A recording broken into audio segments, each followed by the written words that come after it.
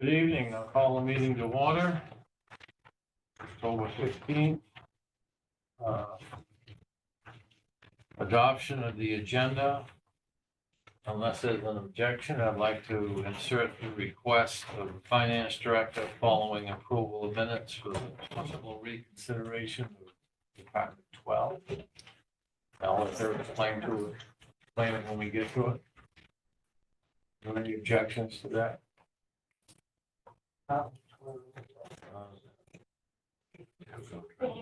Reserve contract. Contract.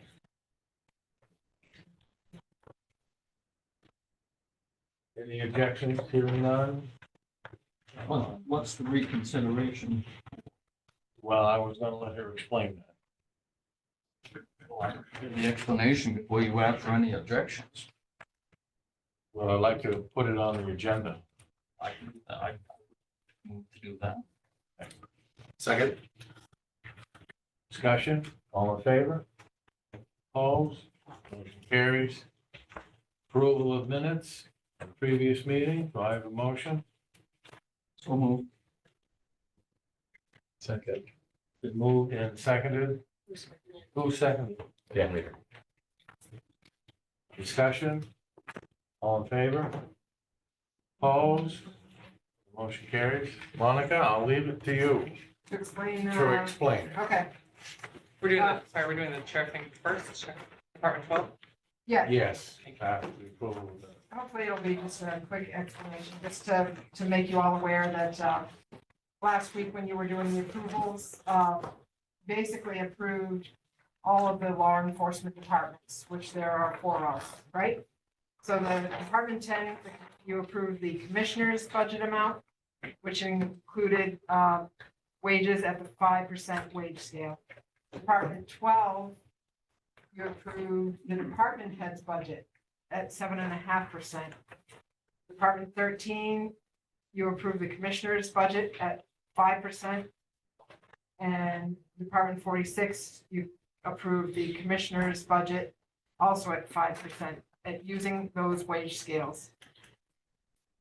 It's difficult to have one wage scale, which you approved it in Department 12, to be different than the other. All the sheriff's wage scales need to come from the same scale. I don't know that you need to take any action at this time because it's gonna go to final review at the end and it's gonna go to the commissioners for review again anyway, but I just wanted to make everyone aware of the fact that that one department was approved at a different wage scale. And then the action you want to take is up to you. Because of the figures that was given to us. Well, the figures that were given to you, the department head figure was a 7.5% increase on wages. The commissioner amount included a 5% increase, not a 7.5% increase. We didn't give you any wrong figures, it's just that the commissioner's ask was less than In other departments are getting what? the other departments. You chose the commissioner's budget amount, which all included the 5% wage scale. Would your preference be that we take action and just amend that number, or would, Uh,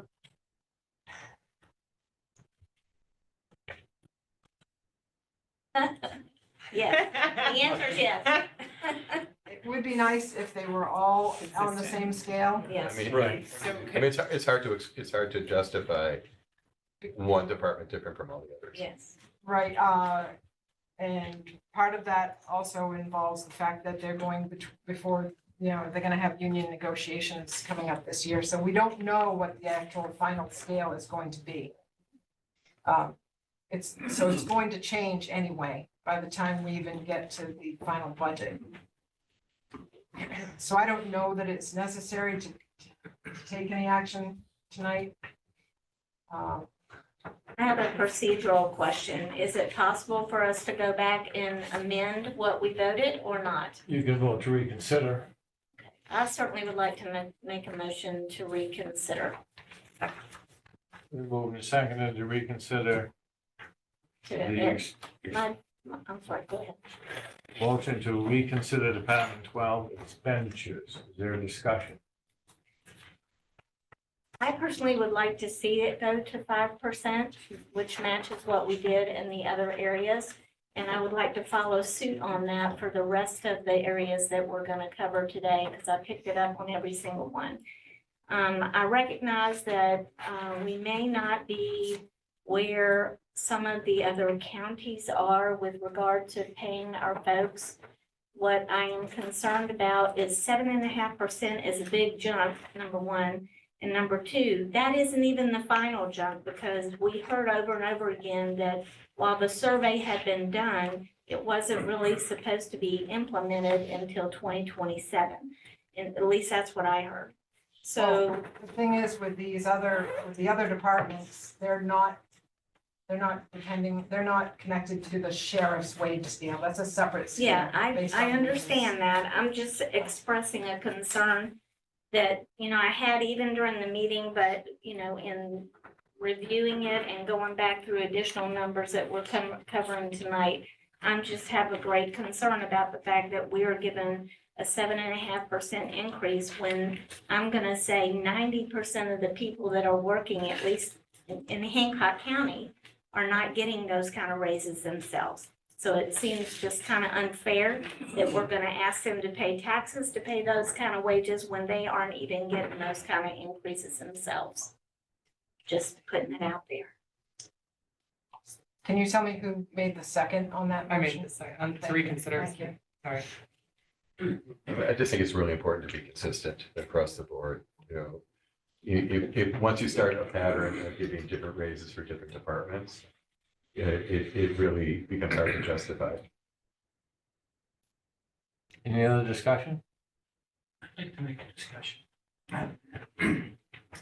One of the reasons for the pay raise is because we found that when we go to hire somebody, we have to increase, to get them, we have to raise their pay. So somebody was working, doing that job with the experience, but not getting the going rate. And then when they leave, then we pay them. That was one reason. I understand, I do understand that Hancock County is not where it should be. I'm just, again, concerned that the constituents in Hancock County aren't getting those kind of pay increases themselves. And so we're asking them to give what I consider to be twice the national average pay increase to folks that are working in the county, even though the people living in the county are not getting those. That's my concern. The commissioner's request is for a 5%, isn't it? And the heads of department said in that. What, ma'am? The commissioner's recommendation was a 5% increase, right? I guess I'm just. Well, we gotta back up a little bit. Right. Human Resource brought us data that he had collected. It showed that we were severely underpaying our employees. But in order to actually study that, we needed to hire a professional consultant to do that. And so what we said to our employees, we are not going to entertain any individual request for increases during 26 until we get the study done in 26, which we'll implement in 27. In exchange for not entertaining individual requests, we gave everybody a 7.5, believing that HR's initial information was accurate enough to reveal that it's not what we're giving in addition to what they're getting, it's getting them closer to what they should be.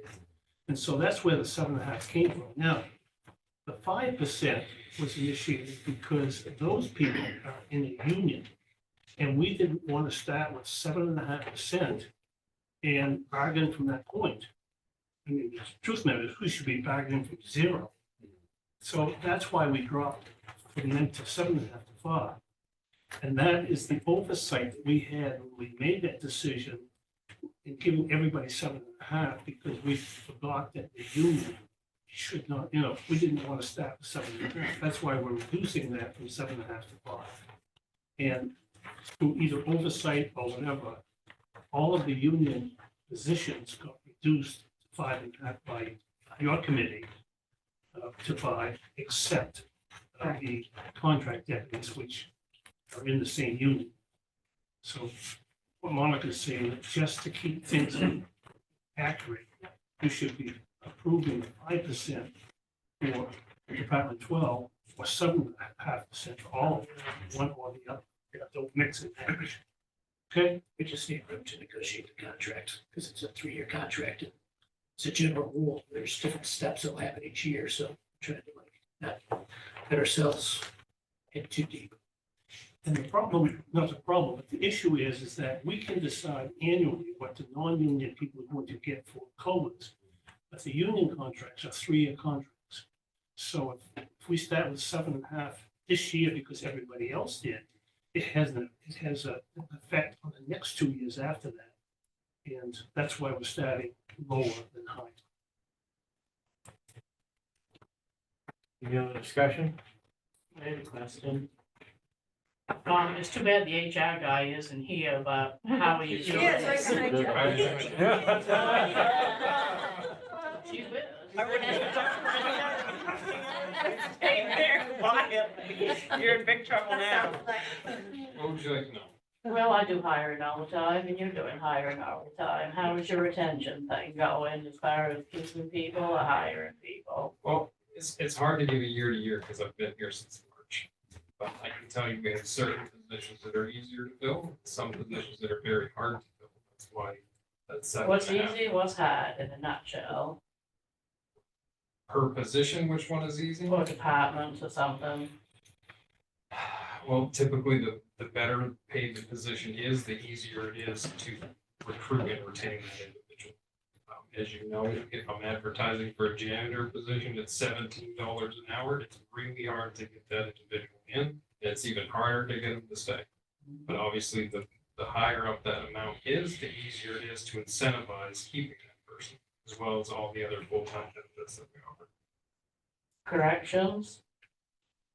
You're rolling through the minutes on that one all the time too.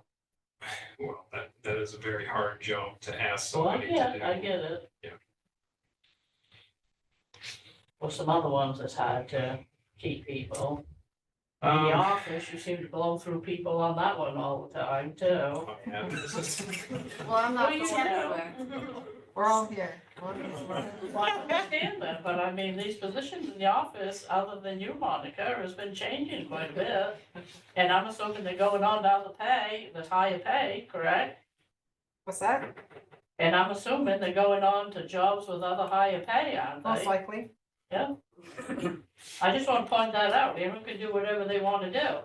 But the only thing is, when you don't have people anymore, then you're either gonna have to cut your beds in the jail, you're either gonna have to cut your services, cut your hours, because all of us towns are facing the same thing too. Yeah. And I don't know about anybody else, I'm not gonna be too fond of plowing roads because I'm trying to find somebody too. Oh, looking at you, Ben. Yeah, I know. I got enough trouble on I'm that. just saying, you know, that's fine, we can cut stuff all you want to, but that's what the reality is gonna be. I'm not saying it's right, wrong, or indifferent, but if people, constituents and everything else, and I understand that, I don't like paying high taxes neither. But you may have to wait for your roads, you may have to not be able to put them in jail, have them running around, she's got all the answers for that, and I'm waiting for them and everything. But, you know, there's gonna be services that gets affected with it, because inflation is going up and expectations higher than others, so. Just my 2 cents worth. Any other discussion on reconsideration? All in favor of reconsidering? Okay, opposed? Just mark Kathy opposed. Opposed? Yeah. Somebody's gotta get that one. What's the vote? 8-2. 8-2. Thank you. So we will reconsider Section 12 expenditures. What is your pleasure? Commissioner with 5% instead of 7%. Right, we wouldn't know what that was, right, so we'll have to do some math. It's the commissioner's figure, but the 5% increase instead of the 7%. 667, 859. I second that. Been moved and seconded. Okay. Any discussion? You made the motion. Yeah, and I second it. All in favor? Opposed? You'd be different. Yeah, I'm different. That's why I like you so much. Was she against? You against? Yeah. We need to see your vote, that's all. Thank you, thank you. All right, moving on. Department 4. Department 2, EMA. Department 2, EMA. Welcome, Mr. Sankey. Good evening, thank you. The revenues on Department 2. Department head is 89,626 and the commissioners are 89,626. I have a motion. Motion to approve $83,126. Second, and Moved and seconded, discussion. What's the employee insurance? That's our contributions. The difference between the actual and what the department had, why is that? That's pretty significant. Almost twice. I'm just trying to understand. I'm sorry. They didn't have a full. Are we talking about the revenue? Yep. Yes. Okay.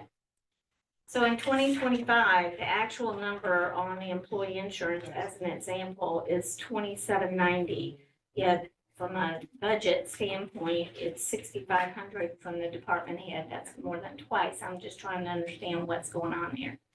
It's because you're not fully employed. You have a position that's not being used. Not being used or hasn't been funded.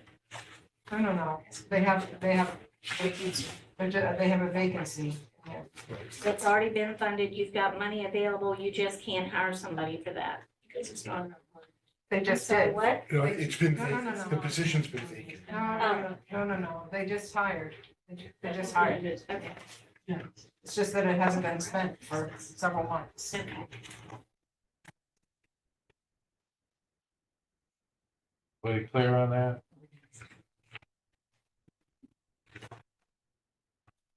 Motion is 89,626. All those in favor? Opposed? Motion carries. Under expenditures, department head is $260,011, and the commissioners is $263,354. Someone like to explain the difference between the two and the reasons therefore? I believe it's the discrepancy in the salary between the percentages of what was recommended, what was requested and what's been recommended.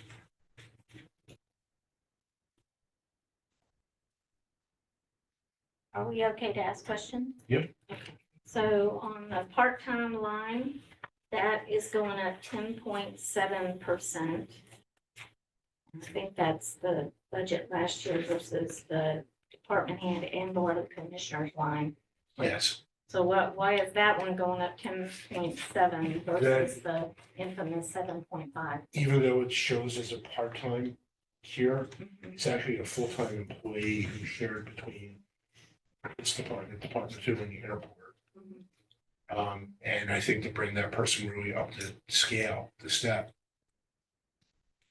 That's the math required. And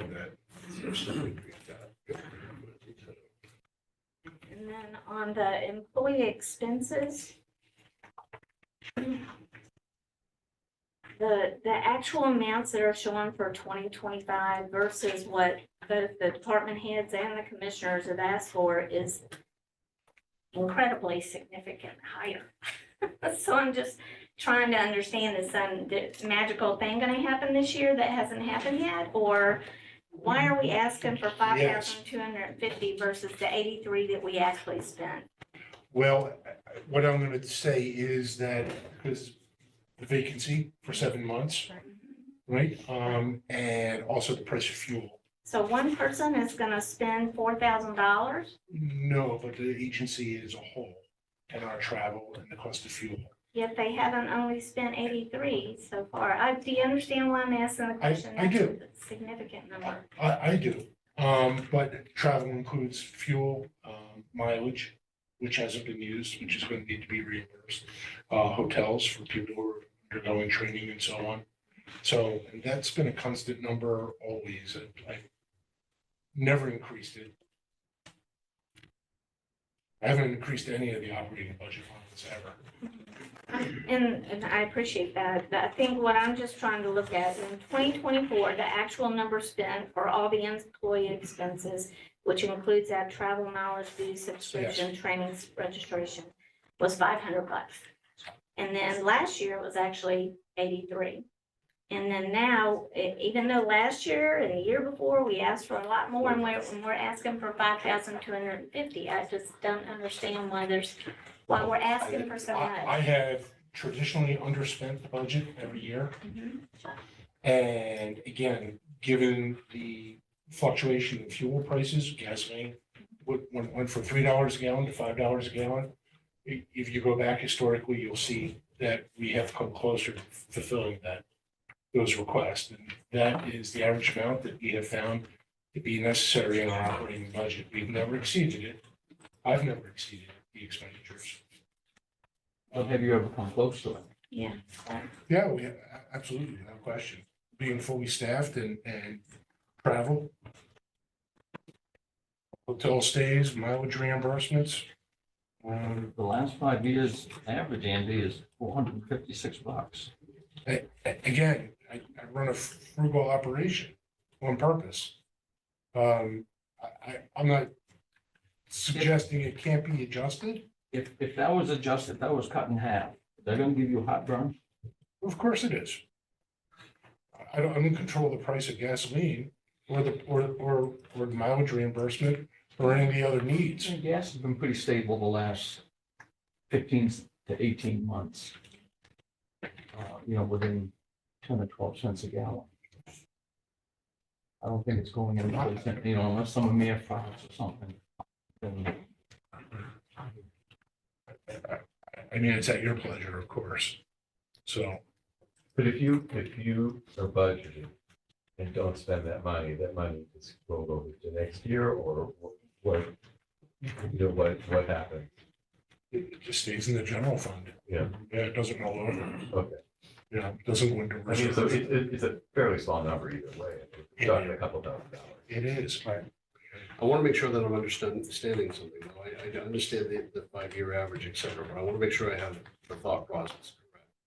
The reason that in 2024, the number is 496, and that thus far in 2025, $83 has been spent from that one, is because there hasn't been an employee, one of the reasons is because there hasn't been an employee. Correct. And historically, looking at the past 4 years, it's because of the pandemic. Okay. Because there were no meetings, there were no hotel stays, there was no travel to Augusta, none of that. Okay. But now that it's returned to normal, all that is resumed. Which is frankly why I would advocate it stay what's been budgeted.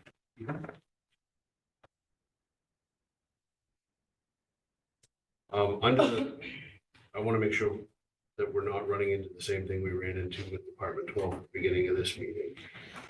There are the first two lines, 100 and line 110, are slotted for 7.5% increases.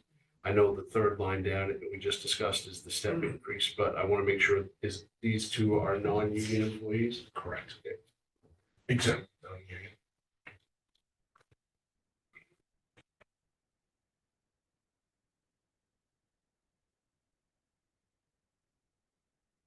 I have the same kind of question on the supplies as well. Sure. Even if I look at the actuals from last year versus what we're asking for from a budget standpoint. And I understand what you're saying, you didn't increase from last year and I appreciate that. But we only spent $2,328 so far this year and yet we're asking for close to $8,500. I understand, but that my response to that is known as a use it or lose it perspective, which I've never done. And I don't want to be penalized for that. Again, I've done it frugally. I haven't increased it in 15 years. I've never exceeded my budget or a line item in the budget once ever. I've acted fiscally responsibly, always with the taxpayer in mind. I appreciate that. And, yeah, and to be penalized because they didn't spend the money to me is contrary to the way my perspective on it, the way I've approached it always. The flip side of that is that if we budget as close to what our actuals are, then the taxpayers are not paying additional taxes that they don't actually need to pay. As a taxpayer, I'm well cognizant of that also. Okay, all right. So that's why I'm looking at the little line item numbers because I understand. they Yeah, all that's add up. That's your responsibility, that's your job. they all I add up. understand. We end up with tens of thousands of dollars at some point on some of these lines. Yes, And so it just concerns me if we're consistently over budgeting, just so we're not going over the budget. I understand. I'm also going to ask you to consider going back to the revenue, right? Yeah, That my agency is subsidized, its operation is subsidized right. for that very reason. So I'm not going to say I generate money or bring money in, but the reality is I generate money and I bring money in to offset that concern to the taxpayer. So that is the way it's organized. That's the way it's been, and that's the way I've managed it. And it has worked very well. I'll defer to the commissioners and the chair, but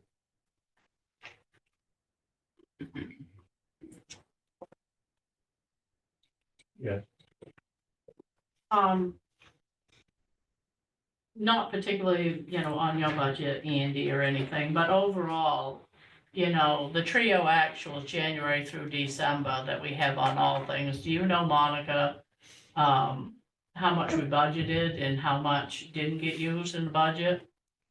For 2024, Yeah, the number is there. Oh, you mean overall? Well, overall. no, we don't know yet because we don't have the 2024 audit completed. Well, I know, but you know what comes out of your trio budget No, line. it's just not something I keep up here. I can try to have numbers for you for next time.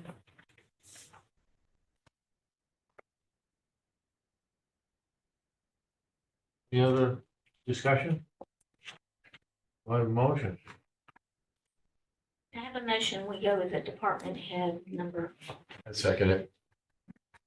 I'm sorry, I didn't hear the motion, please. go with the department head number, which is 260,011.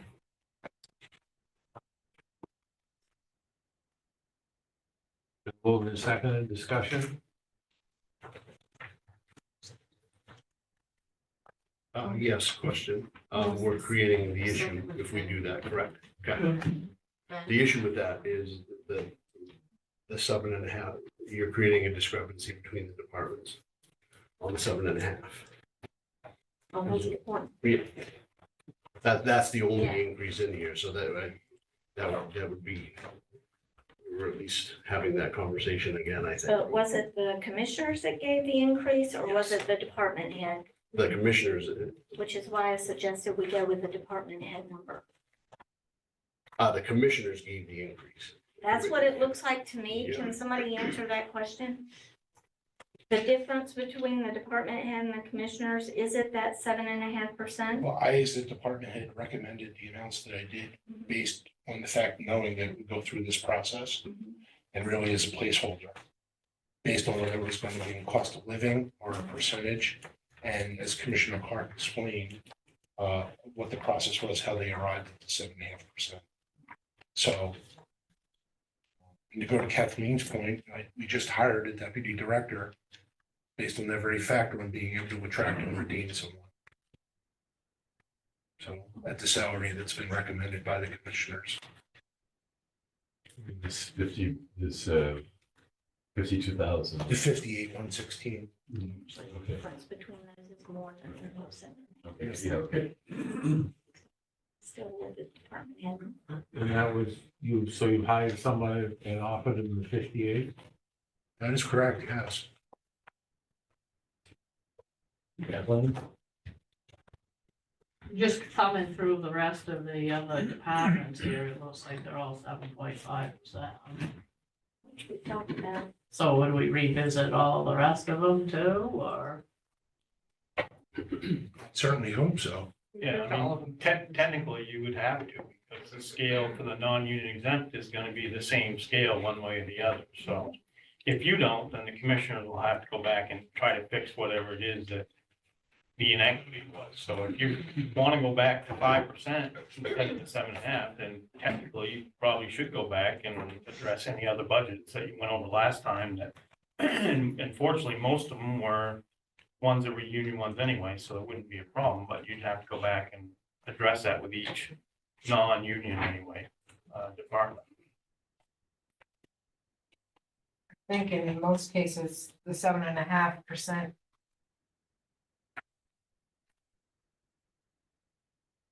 may be a little, in some cases, the 7.5% may be lower than what?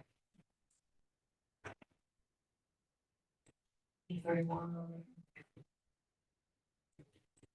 We had the department heads originally put in a number that they wanted. They just picked a number. They did their own math. And then for consistency, the commissioners asked for a 7.5% for all departments. So it may or may not match what the department had asked for.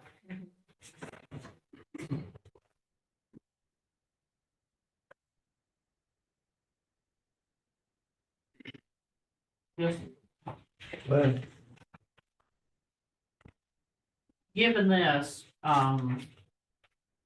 when we finally tally this up, are you gonna be putting any undesignated fund balance towards it? Or what do you have for fund balance? I mean, You're gonna at the offset moment, I'm taxes. assuming unless, the auditor comes in with a different figure before we get to that point.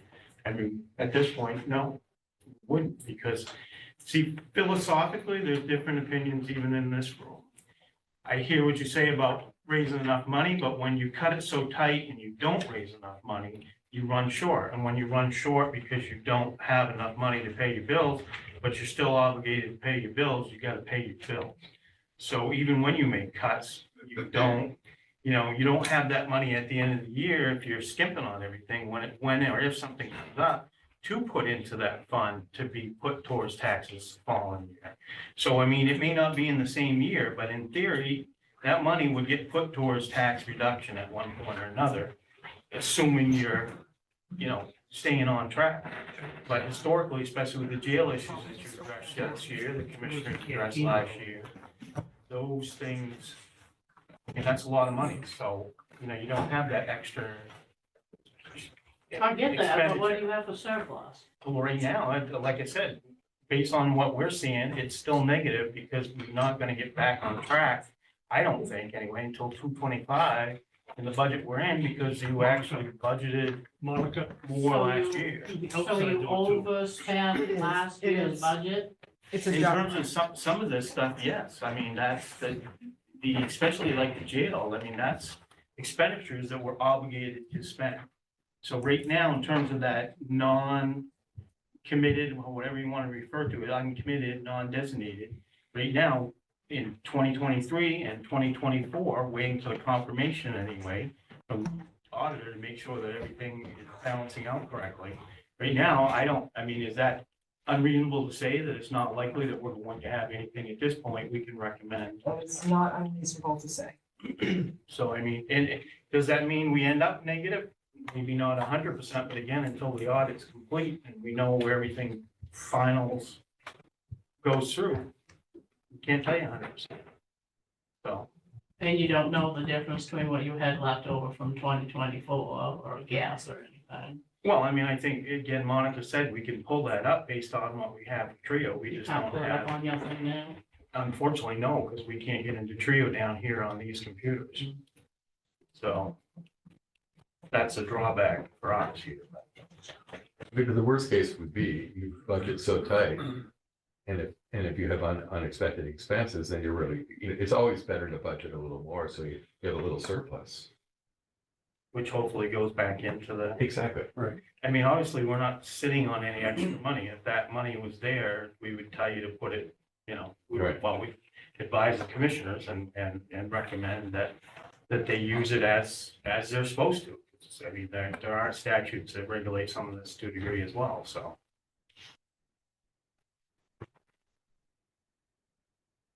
Any other discussion? I'm just not sure who seconded the motion. Was it Mark or Ben? Motion for 260,011. I don't know if you have. Damn. Was there a second? There was. I don't see it. Thank you. So the motion is to go to the department head of $260,011. Call the vote, all those in favor? Opposed?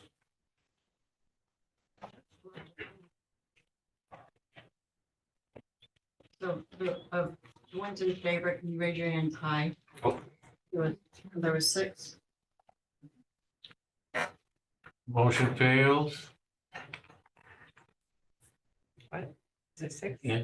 I thought it was originally was 5 to 5.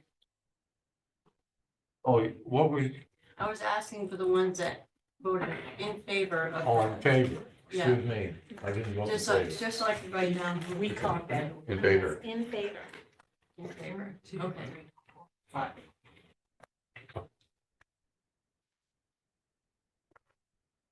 So the motion carries, It was 5 to 5. Yeah. motion doesn't carry. Can I ask just a logistical question? Votes are purely advisory, right? And the only votes that have teeth are when you have a supermajority, so is it relevant if the vote failed? You know what I mean? Do we need to vote again? And we're not gonna get a supermajority, it doesn't seem on that one, so. I think morale wise for me, it would be helpful. Okay, fair enough. If definitively failed. I just have a question. So Yes, sir. when you went to hire this new deputy or the, Yes.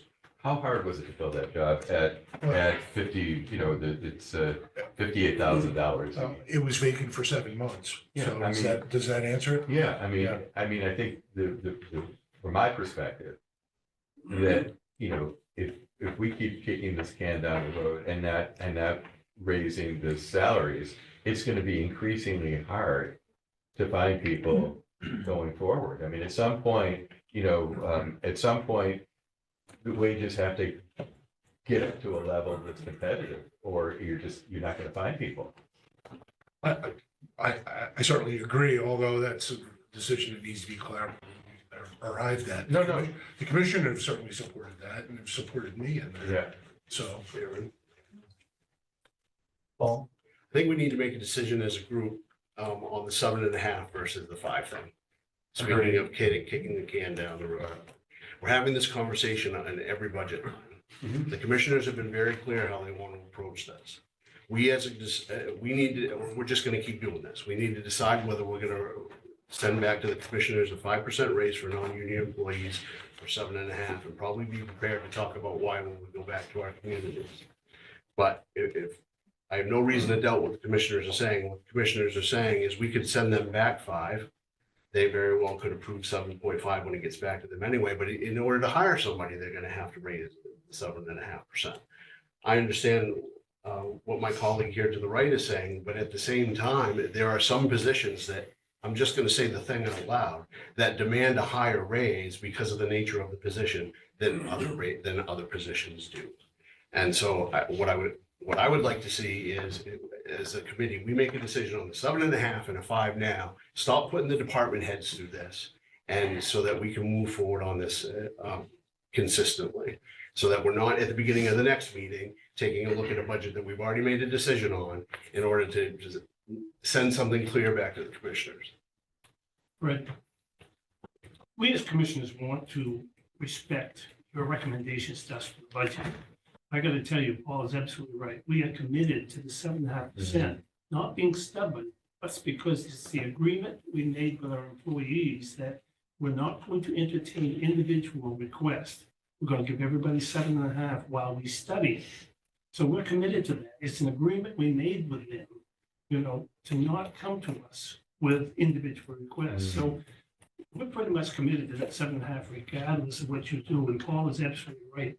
You might, stop beating yourself up over this, because we're going to approve 7.5% for non-union employees. I can tell you that. I feel very assured we're going to do that at the end. That makes sense. Yeah. It really does. Consistency is important. Agreed.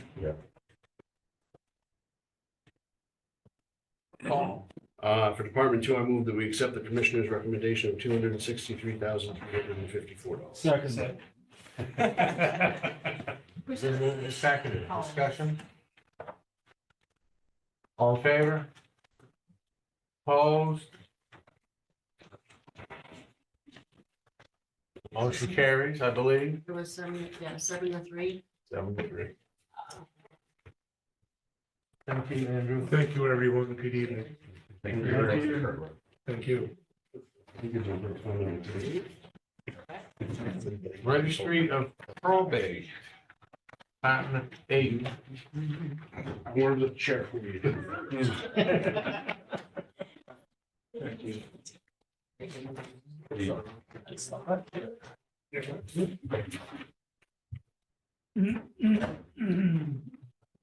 Good evening, everybody. It's nice to see everybody again.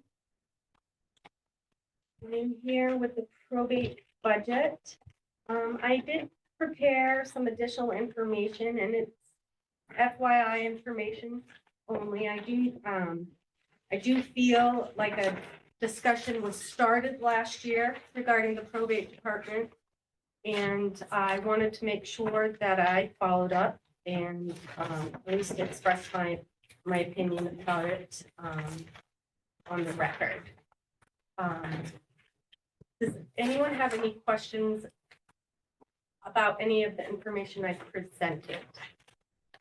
Very happy to take questions. I presume we're on the revenue page. Oh, Well, revenue, we haven't gotten there. Right, I was starting first with just the overall. General comments. Yeah, I'd like to think of this as a state of my department talk. And I want to use the opportunity to speak to people and have a productive conversation. I don't think a lot is known about probate or the probate department, and I want to change that. And I'm here to answer any questions and shed any light on any areas of concern. And I did that by preparing a memo with some more background on what probate is, what our job entails, our duties to the citizens of the county, and then some background for the wage discussion. Whether or not it plays a part in our ongoing discussion about this budget is to be determined. I just wanted to have an opportunity to present the information and give the BAC an opportunity to ask questions. Any questions on the materials? Yes, yeah, in looking at the different counties and in the different wages in the county, in terms of population, like how does Hancock County compare to some of the other counties? That's a very good question because we're all different sizes and this was information that we gathered as an agency of registrars, and we recognize that there are issues as to size, which relates to the caseload. Generally, the more southern counties do have larger caseloads. You'll see that reflected also in some higher salaries. And you'll also see that where I have comparable numbers to, like to my neighbor in Penobscot, we're not very close really at all, salary wise. And overall, Hancock appears to be, based on this non-professional, but as thorough as we could, compilation of information, this is just where the numbers lay. No, but I mean, if you look at Penobscot and you look at Hancock County, there's a $25,000 difference.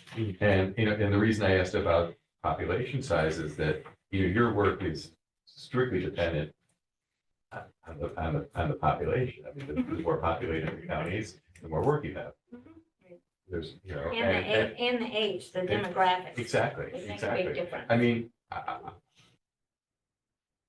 I mean, I just think that if sooner or later, we're not paying competitive wages, we're not gonna find good people. And you know, there's two sides to it. One, people don't want their taxes up, but people also want good services. And if you can't hire good people to do these jobs, then the citizens aren't being served well. And that is what I agree with you, full stop.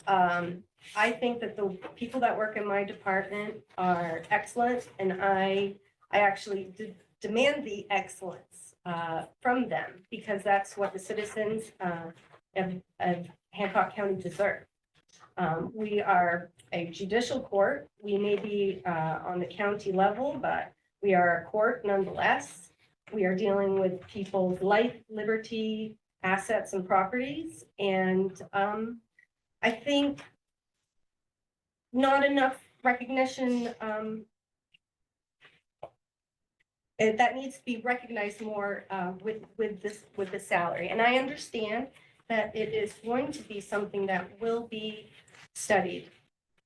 And I appreciate that. I'm just concerned that the reason my department's just where it is because it's just been kicked down the road. And I have an opportunity to advocate for my staff, for myself, and this is the best platform to do so. And I would like to say, I also had a vacancy for 4 months this year that I finally filled.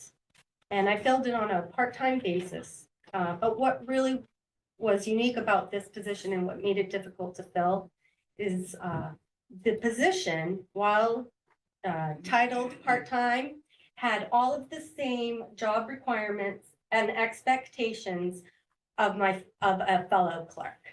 And so now I have 2 clerks working side by side doing, and I expect them to do the same exact job, and one is making almost $3 more. Now, when I did the onboarding and went through the process of hiring, I was following the county protocol and policy of starting a part-time person at the appropriate level, 6A. But as I learned more about the budgeting and retention and making things work, I found that wasn't really fair to my employees. And I'm very lucky that I have an excellent staff and they work very well together. And I don't want there to ever be a question about money and that somebody deserves more, when really it's just been a matter of policy, county policy. Julie, a couple questions. Androscoggin is on here twice. Request sent, I'm assuming the second Androscoggin is supposed to be Cumberland. Probably. Would that be correct? The first and third on your list. Alphabetically, that's right. Yeah. I can send out a corrected one. Oh, no, I mean, No, it's just gonna say request sent from I don't Cumberland, know. I guess. Yes. The second question I have is in your what you have to say on the wages and so on and so forth, really between you and the commissioners. Yes. That the BAC is not the appropriate venue. I would say that it's an opportunity to have the same discussion. Have the discussion, but I don't see, last year when you came in here asking for a raise, I was very uncomfortable because I didn't think that it was our venue to supersede what the then commissioners had decided as far as the wage for yourself is concerned. And to me, what you're saying is bordering extremely close to going against the agreement that apparently the department has had with the commissioners this year. You know, you're talking wages a lot. Okay, and may I reply to Oh, that? sure, please. At the beginning of this meeting, I did say I had presented additional information, and it was for your information only. I do not expect anybody here to go against anything. I find that it's my duty to educate and inform. I've tried to do that the best way possible through the budget cycle and this meetings. I didn't have that opportunity at the budget meeting. I was directed I was given a direct flat rate for cost of living, and that covered all of my employees. I wasn't able to entertain a discussion about my own salary, let alone my concern about the salaries of my staff.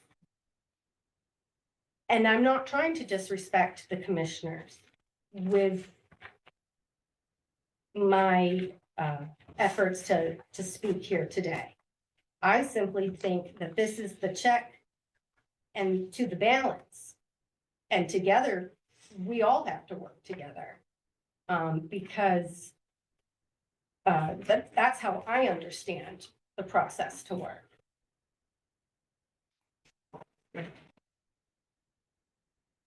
So, whether or not we are generally discussing these numbers, because I think you're right, we're discussing the ones that are on the page over here. But this information would be much more meaningful to me if we knew what the total population of all those counties were and what the demographics of all those counties were, because those directly impact your area. And I'll just go ahead and say for the report that we're getting in 2026, that will take effect, I guess, in 2027. I think that we need to understand what the total population and the demographics are for those numbers as well. Because I still contend that, you know, I understand that some people are making more money, but if they're making more money because their county's twice as big as ours, that's a big difference. I don't know that. I'm just And I don't, stating it out there. and I can't answer why some salaries are as high as they are. If I remember last year, you said that your predecessor didn't ever advocate for many, many years for raises. That is correct. And so in a sense, you know, had there been normal raises over that 10, I remember they were there 10, 15 years. I remember what you said last year. It was the 15 years. Yeah, so I mean, it's a complicated situation because you wouldn't be here advocating the way you are today if your predecessor had not, you know, that person decided not to advocate. And so you're doing the right thing, but it's a difficult position to be in. Absolutely. Thank you for recognizing that. And I don't mean to hog the conversation. If you'd like to move forward to the revenue and expenses, I'm very happy to do so. I just thought it would be very important for you to know where probate stands, how we got here, and why I think it's important as a county to recognize this department and not necessarily push it off in another 2 years.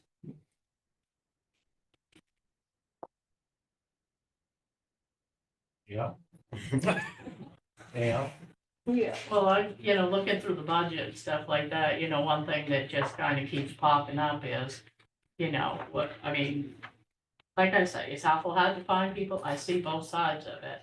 But, we're adding positions to things and then other things aren't getting, there's inequity right across the board here on a lot of this. And you can just see it in the figures. I mean, it's like in the treasurer's thing, they're adding a position to that. And, some departments can't get raises, and I'm not sure I understand that. And I know when we get to that point, they're, probably gonna have to be some explanations, because we're 8.5% or whatever it is. And it's still bothering me that I don't know what the actuals were with the budget. I mean, I can run my reports and I can see what they are, so, and even if I made a mistake or they have, I can pretty well figure out my money where I am, and if anyone can't figure out their money here, then that makes me nervous too. And- So, And I'm still concerned that the fact that the elected department heads have no mechanism for an annual review or wage raise, this, like our salary, our wage, employees who get step increases and anniversaries. This has been ongoing, and instead of biting the bullet and creating a formula, I mean, it's just been past, the last 4 or 5 budget cycles I've been here. So, I'm just voicing that concern and just saying, well, we're always gonna have this issue, until we really come to a decision on how to address it. So, like, my deputy will outpace me again, would probably within the next year or 2, given her step increases. well, I get it, and I mean, it still goes back to the same thing too. The county can't properly take care of itself. And one of the things is the bone crushing expenses coming from the state that doesn't get reconciled neither. It's eating us alive, and mandates are being pushed to us, and then they just whale it to the property tax person, and everybody knows that people are vastly unhappy with it. They just are. The state All right. doesn't pay elected officials. Sorry, yeah, I didn't hear. I said, I think broadly, the whole state doesn't pay electeds enough money. Right. Just gonna throw that. And I just appreciate everybody's time and attention to this matter, and more than happy to discuss the rest of the budget. Moving on to revenues. Department head is $837,900 in revenue. Commissioners, Wait a second. Probate. Probate. Probate. Probate. Department 8. Department eight. Way on probate. Okay. She probably appreciates that number. I was like, where?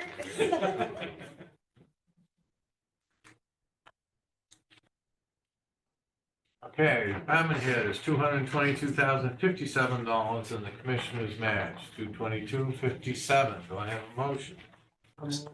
Second. Been moved and seconded. Discussion? Can you give me an idea when it says revenue for all these line items? I mean, are we actually selling publications? Okay, so what publications are what is known as the notice to creditors, which you'll find in the public notice of the Ellsworth American. We run 2 weeks consecutive, so that's publications. It also includes publications for heirs unknown. It includes special publications for known individuals, but whose mailing address cannot be ascertained, so it's serviced by publication. These are revenues, so that's. Oh, I'm sorry. It's money coming in, is it not? Am I understanding that correctly? So I'm just trying to understand what publications that we think we're gonna get $26,250 for. I just wanna understand that. Oh, I'm just, I took the general trend and continued the increase that I found from my records. Plus, when we are moving forward with the publications, currently we've been doing working under a different billing structure with the paper. And I think we're going to be able to move forward and batch our publications in such a way that it will reduce our amount of work, but allow us to maintain the same and if not more publications. Okay, I'm good. And I'm very sorry because I'm probably just got a little dense thing going on. How are we, a revenue to me means that money is coming in. Am I correct there? But this is also a wash through account because they're paying us to publicize something and then we're turning around and paying the Spinning paper. it out. Okay, Mhm. all right. And so what I'm you're- trying to You're do, trying to reflect all the collections that you had from the lawyers that are saying, hey, this person died, yes, you know, blah, blah, blah. yes, and Gross revenues. and it takes a lot of time, and clerk time, and so we're just, trying to make sure we don't at least lose money on that. Kathleen? On the filing fees, are we capped at that amount? No,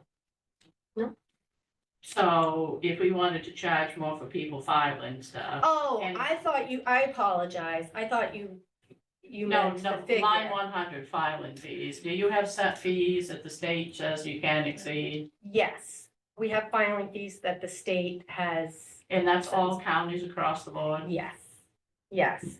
What I How have been long have able, those fees been staying the same? they, Since God was a baby, probably? fortunately, they were updated in 2019. Prior Oh, to, wow.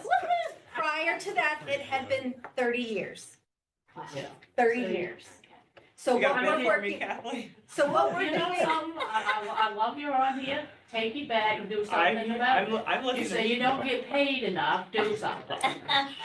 we did have, we did have some legislation that did, Kathleen, make that a motion to her. I'll vote for that. we did have some legislation, I'm always in the hot seat. but it did not pass because it didn't, fail to meet the appropriations, which meant, we had tried to raise fees, but they impacted Maine Department of Health and Human Services. And because that happened, our entire proposed bill did not pass.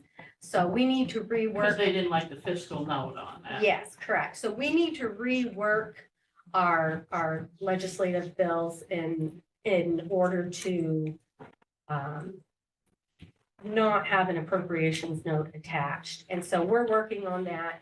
And the Maine Supreme Judicial Branch also has a slate of fees that we can use, like, for example, whatever they charge to notarize a document, we can charge that same rate. Previously, it had really been courtesy and done often and without pay.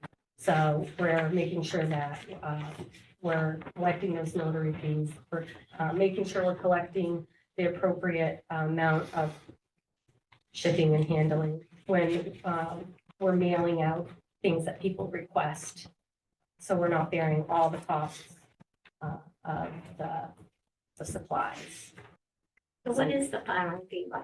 Well, right now, the filing fee is, it's a tiered system from the net value of your probate estate, from 0 to 10,000, and then it goes in about $25,000 increments, and it goes from about $50 to over $1,000. Okay. So I was just looking at the national average, it's 200 to 500. And That's pretty broad. those fees are subject to annual inflation costs.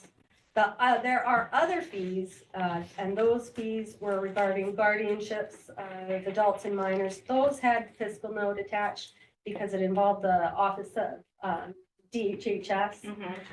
And they're just pushing back against any fee increase, which I can understand. But those cases are the more complicated.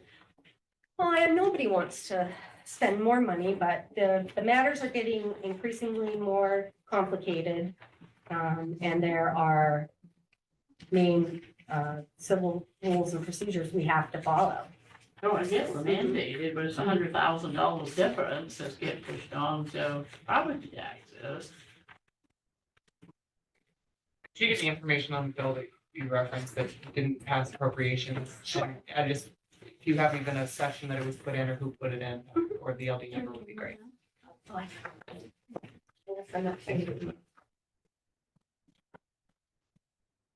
Do I have a motion? There is a motion. There is a We motion. did, Been we that had long. discussion. Yeah, that was you. I thought there was. Yeah. Is there a second? Yeah, there was a Okay. second. We went into We can't discuss it discussion, without a so second, now it's so- vote so that was- approval. All those in favor? Opposed? Motion carries. On expenditures, the department had $326,193, and the commissioners are $329,392. Do I have a motion? Move that we accept the commissioner's line of 329,392. Seconded. Been moved and seconded. Discussion? I have similar questions, so I'm just warning everybody, I have similar questions on all of them around, training, just as an example. We only spent $125 this past year so far, but yet we've got budgeted 1,500. And so on and so on, all the way down the line. Yes, okay. We haven't been able to spare any people to go to any trainings. We've needed everybody in the office. The nature of the material, I think, requires some level of continuing education. And there are courses offered that I would like to send my deputy and at least a clerk to. Moving forward, what I'd like, another thing I'd like to do is, in the absence of, I'd be willing to discuss that line further. If I can work to develop a lunch and learn program for my office, because I've already trained everybody myself. And I want to do the additional training, but with having a small office and having people out, leaving coverage issues, and then the costs of the training, I mean, two trainings would probably eat up that budget. Something I was thinking about was doing, How much does your like, how much does your information change? Like in terms of being up to date on trainings, like how many trainings should your staff go to a year? I would like to attend at least one. And that should be good for at least 3 to 5 years. But since the updated statutes from 2019, COVID, and where it leads us now, I haven't had the robust training activity that I think is needed. But I do agree and acknowledge that it is right there and hasn't been tapped. I just know that the trainings that are available are not inexpensive. So I would need something. Any other discussion? Kathleen? Who's the probate judge now? Currently, there is no sitting probate judge. It is an elected position and it is still filled by that member. But as of right now, I don't have any information or update as to that. We've been operating with interchange judges, which I refer to as substitute judges. But that's across the whole state. It is across the entire state. There's such a shortage of judges. And probate is a special segment too. We can only have probate judges. So we are being very flexible with our scheduling.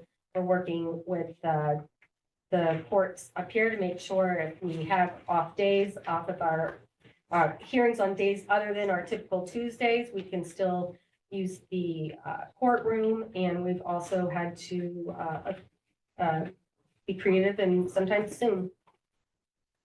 So I wish I had a better answer for you. No, I was just curious because I knew what was going on, so I didn't know We've how been, it worked. the judges, especially from Washington County and Aroostook County and the local counties like Franklin and Waldo, they really stepped up and made sure that they're available to us whenever we need them, and on court days. Will that be resolved anytime soon, Julie, or waiting until the election of 26? At this point, I'm waiting for the election of 26. I bet you are. I think it is very complicated, and there are more than one governing board that oversees this particular situation. And to rectify the situation requires not only waiting out the actual suspension period, but the time where one needs to petition for to become active again. And that's assuming all of all the faults are cured. Don't hold your breath. Any other discussion? All those in favor? Opposed?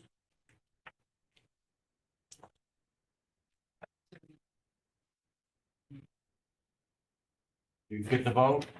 7-3. 7-3. Thank you. Thank you. Thank you.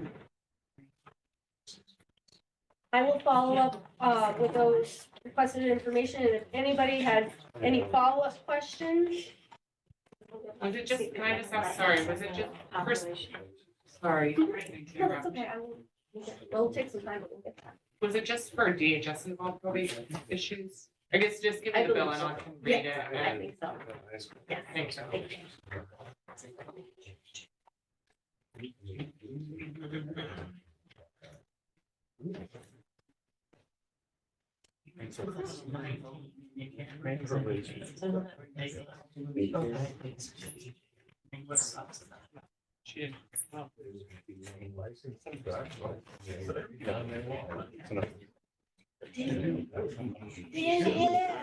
Hello. How are you? We're in Department Bees. 9. So that's right. Yes, indeed. We're good? Thank you. Thank you for the same. Department 9, the revenues. Department has 837,900 and commissioners are 847,900. Do you want to know why? Yeah. Transfer tax, it's the line item of transfer tax. Well, okay, I'm gonna be very brief. We had at least 6 laws that affected the registry of deeds this year. 2 have already gone into effect. And transfer tax was a big one, big one. If you sell over $1 million, everything over that million is taxed at a different rate. That's a big deal. We flat fees, so the fees increased. So it's flat, so you don't get all the little add-ons. We don't have to send you documents back because you didn't send them money. Then if you sell a mobile home park or an RV park, you pay the transfer tax. But if the person who purchases your property is worth over $50 million, they are charged a tax of $10,000 per lot. And yes, yes, and that goes to Main State Housing. There's a law that says if someone takes a first-time homebuyer's class and it's one of the certified ones, they don't have to pay transfer tax on their deed, and the seller doesn't have to pay it either. So there's more, but so, yeah, exactly. It is and they did take small percentage of our share of the transfer tax that we collect for 2 years, and I'll make sure you guys all remember that in 2 years, we want it back. So whoever, You'll never see that again. whoever, oh, yes, we will. I can do math. I'll get I'll get it back. So that's all the things that are affecting the numbers changing because the laws were happening. I have a motion. Motion to accept the commissioner's figure of $847,900. I'll second it. Discussion? All in favor? Hey, Wait, I wait, have a wait. question, Kathleen. The transfers tax, Mhm. how much does the county get to keep for that? Well, we were getting 10% and now we get what, like 9.2. I'm happy you were looking.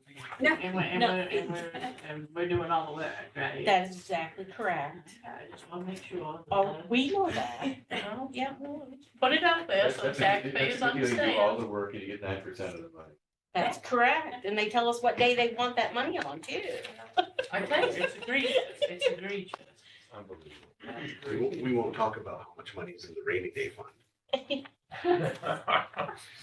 Not raining yet, Paul. Yeah, well. Oh, Governor. We're at the legal limit. There's a good number of us who have advocated very strongly. for Oh, I'm this. not coming to you. There's I'm just saying nothing I in can do general. about that. Yeah, The And rating the, table for the county or for the state? For For the state of Maine, And just state. over $1 the billion. fees, are they 1 capped? billion. It's the legal limit. They just went up and it's a flat fee. So yours will go up. We're just hoarding. Okay, so again, on the fees, how much did they go up? It'll be $25 for a municipality and 45. Okay, for the liens and everything else. Unless you're worth over 15 million, Kathleen.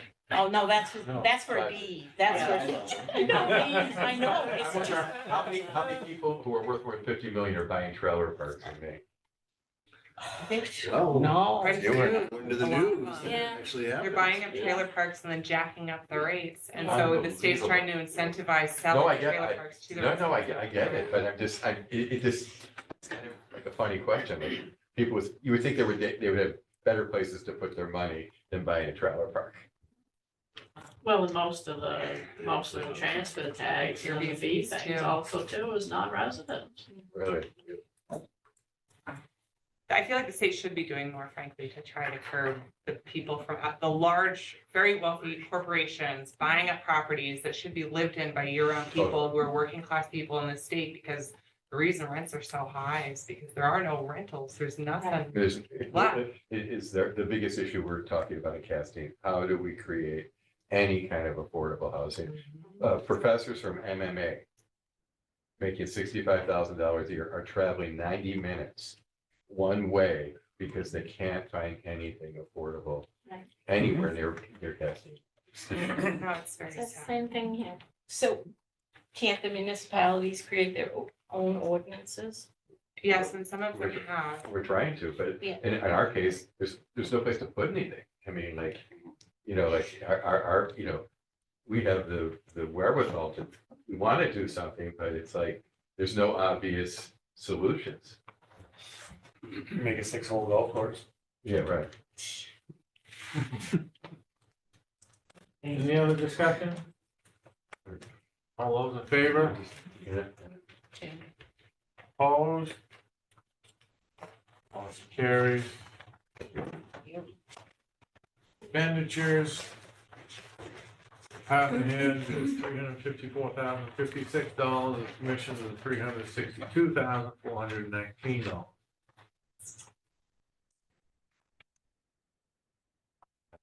We accept the commissioner's recommendation. Second. Been moved and seconded, discussion? Yeah. I was getting all excited because we actually went negative 31.4% on the line item for regular pay, as opposed to the 7.5% increases, even though we had step increases. So I don't know how we did that. Did we?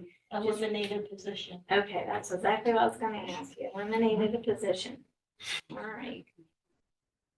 We have less foot traffic.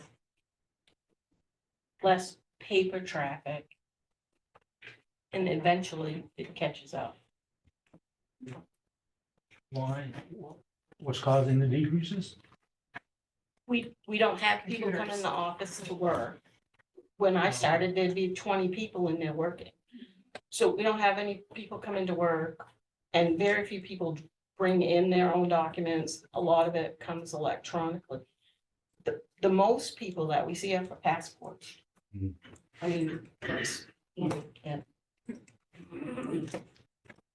And then same thing with employee expenses, the travel, the dues, subscriptions, all that stuff. You know, the budget is at 3,300. Yet last year actuals are at 892. Is it the same situation where you don't have enough people to send people to training? No, actually, I used to go to a lot of training, but 2 years ago I had major back surgery and now I'm up to going and so if that line you're looking at was up to date, I've already spent my budget this year Okay. because I'm going to Between training now and the in end of the February. year. Okay. Well, no, I'm going in February. Okay. Gotcha. Any other discussion? All in favor? Opposed? Motion carries. Thank you. Thank you. Thank you.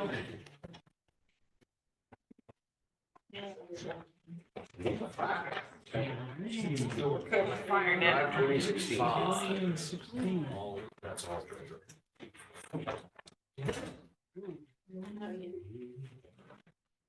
Monica is gonna get the hot seat now. Go ahead, Kevin. All right. We've been waiting.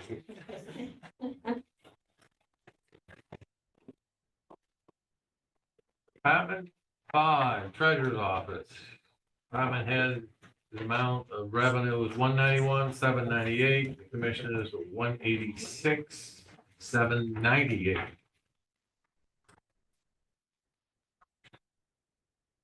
The difference being in miscellaneous revenue. Motion to approve the commissioner's figure of 186,798. I second that. Been moved in second. Discussion? All in favor? Opposed? Motion carries. Expenditures. Department head is $260,745. Commission is $250,843. Move to accept the commissioner's recommendation at 258.43. I'll second that. Been moved and seconded. Discussion.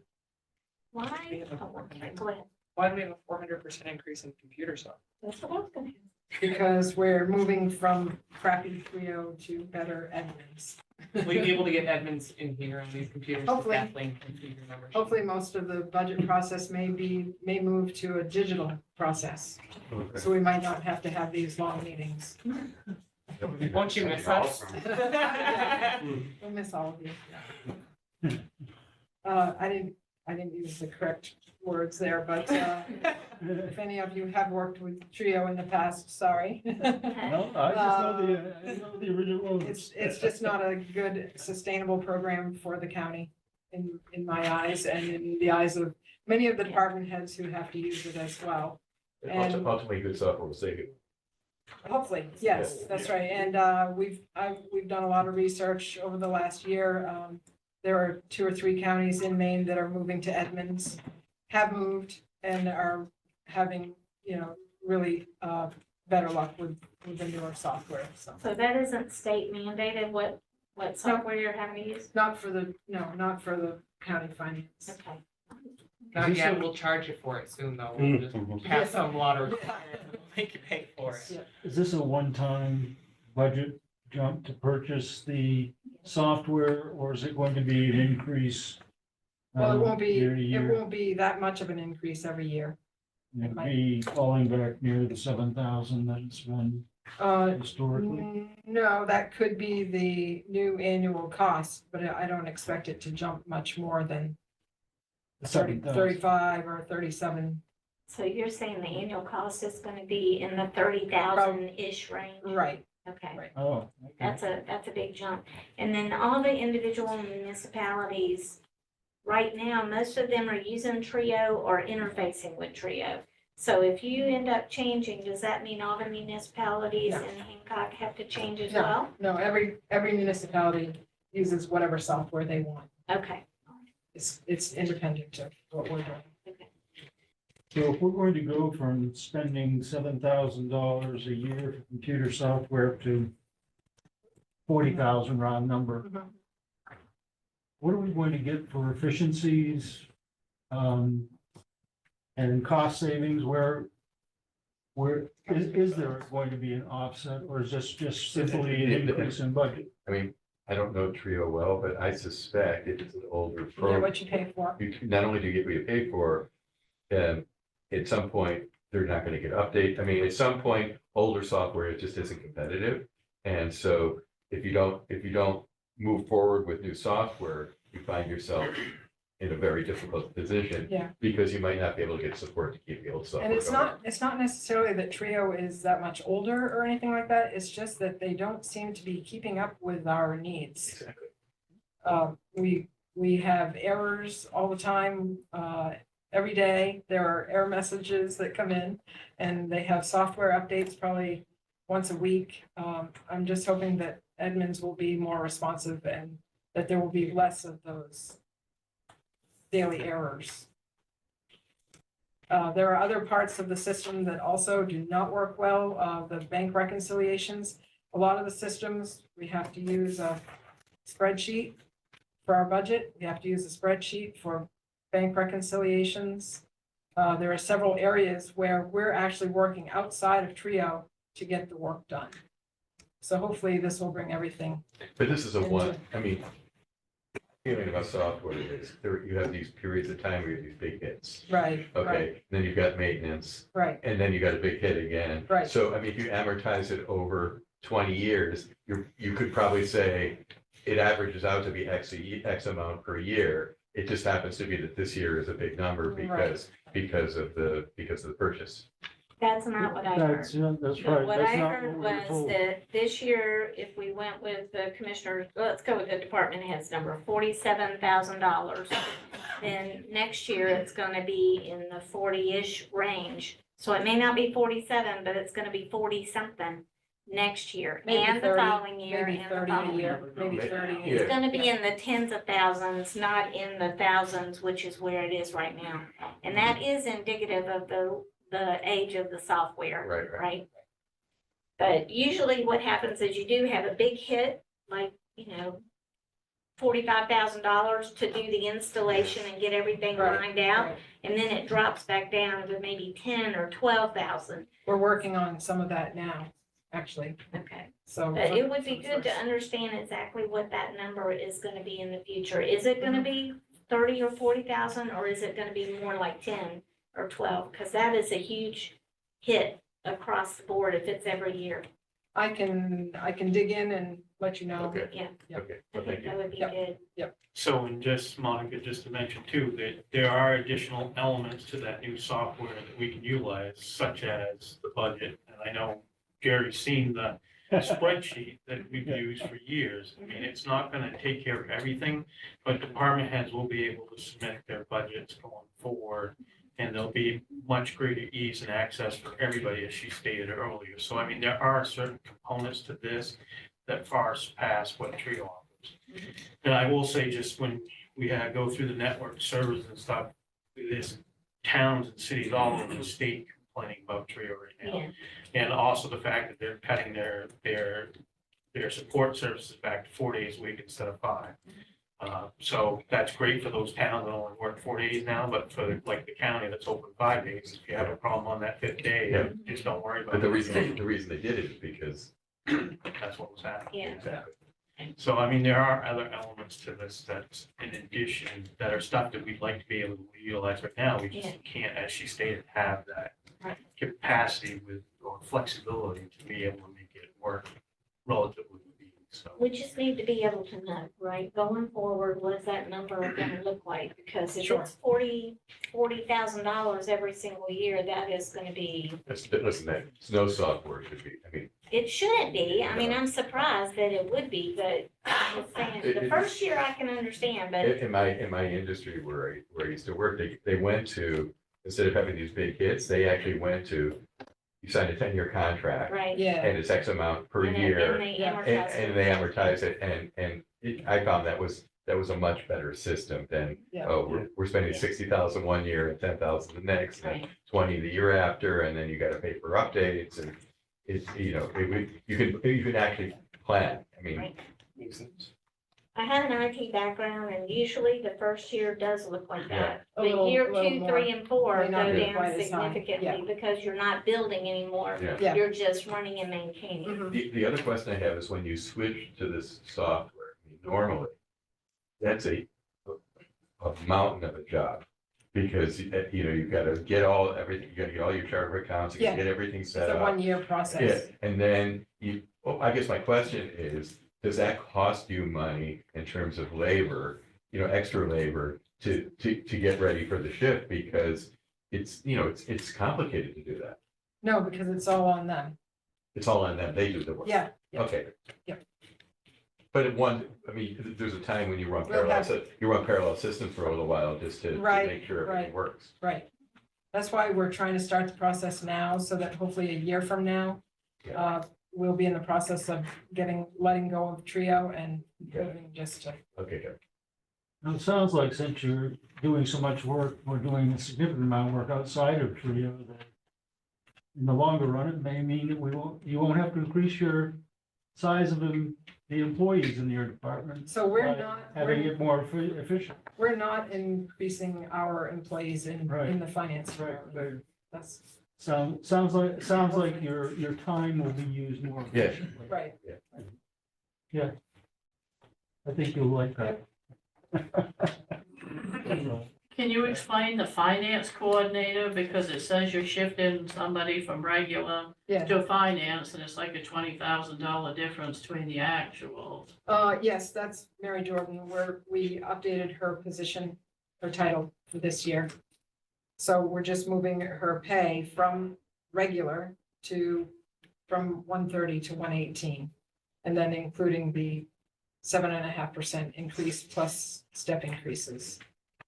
Why would you change the title? Because it more appropriately fits her job description, the work she's doing. We updated the job description of that position, so there are several key position changes. Do you know how much Change the work title. Mary does? Mary does a lot of work, and her position needed to be updated.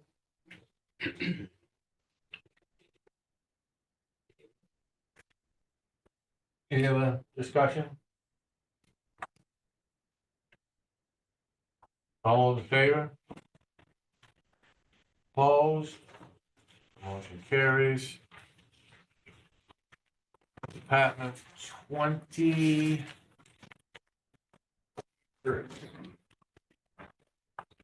Health insurance. Well, that went down, right? The revenue went down.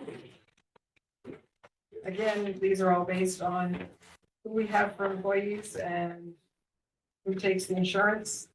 So this is just a calculated guess, basically.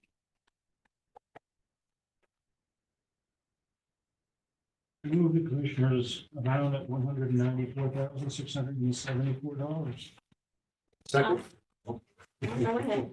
Been moved and seconded, discussion. What is the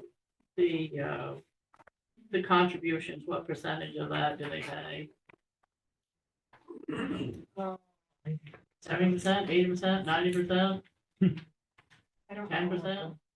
I don't know what the employee contribution is, 70 You're talking from health insurance employee contributions, yep. In other words, how much the county pay and how much the employee pay? So the cost share that we use for the buyout is similar to that, it's 65 Yeah. for the employee, 35 for the employer. Or sorry, I had that backwards. 65 for the county and 35. Okay. That makes more Yeah, sense. yeah. So an employee, I mean, I would assume that a family plan is very expensive. Family plan's over $30,000. Right, so the employee is gonna be paying 10 grand, plus or minus 10,000 towards their, which is still significant from the employee's side. Any other discussion? All in favor? Opposed? Motion carried. In Department 20 expenditures, we do need to make an adjustment to the commissioner's number of, and I didn't do the math here, but we need to add an additional 41,962 under PFMLA, because we realized today when we were reviewing the numbers that it's missing part, I won't say it's anybody's fault. No, but so, I mean, I'll take responsibility. Okay, So last year was the first year this was 90 because that was the first year that the PFMLA went into effect. So we had that, we had the amount budgeted. Why you see we didn't use that is because as this got closer to implementation, we started out with withholding funds from employees and worked like many other entities did with Acadia Benefits that we have an agreement with to help get us a choice between providers of private carriers, not through the state system. So we basically had a 13-month period where we haven't had to contribute because we're not contributing into the state system now. We're going through a separate private carrier. It just got missed in it because we're not currently contributing. So when we went down through and we didn't have it there in the past, it just got missed. I mean, that's the reality. So when I was looking at it again to prepare for the BAC, that's when we started the conversation again of saying, all right, we know we got a contribution. It doesn't start until May though, but we know we've got an obligation this year. So we went through, calculated, but we didn't discover that during the time period when the commissioners had already completed their budget, which is why we're where we are right now. If you do nothing, it's still an expense, so we're gonna have to go back to the commissioners and ask them to change it at the end anyway, or, we're going into it about 40,000 in the whole start of the year, so I don't So want to do that. What's the number? the amount for the PFMLA is 41,962. And the new total would be 1,316,534. And that's the commissioner's number, correct? Yes, Monica, can you repeat the total again? 1,316,534. Thank you. And I will say, this number usually changes by the time, if you look at last year, the number changed 4 times. So it changes because we get a little more updated on who we're gonna have, what we're gonna have for final budgets, then it changes the health insurance amounts. So by the time we get to the approved budget, we have a better idea of the true amount for the health insurance. But right now it would be the 1.3. Can we ask questions about the expenditure specifically now? Or do we have to? Expenditures, right? Yes. Yes. We're on the expenditures. So, okay. So on the commissioners on line item 05320, the health insurance buyout. Still don't completely understand exactly what that is, but their number is significantly higher than what the department had asked for. So why is that? Only because again, the department head number was put in there very early on the process. Okay. And once I did the math and did some figuring, I realized that This is an error. the Okay. better number is the 156. Okay. Trio's And fault. what is the wellness Yes. program? Yeah, I was thinking the same. Beg pardon? It looks like we added a wellness program because it hasn't been in the budget before. What are we doing on that?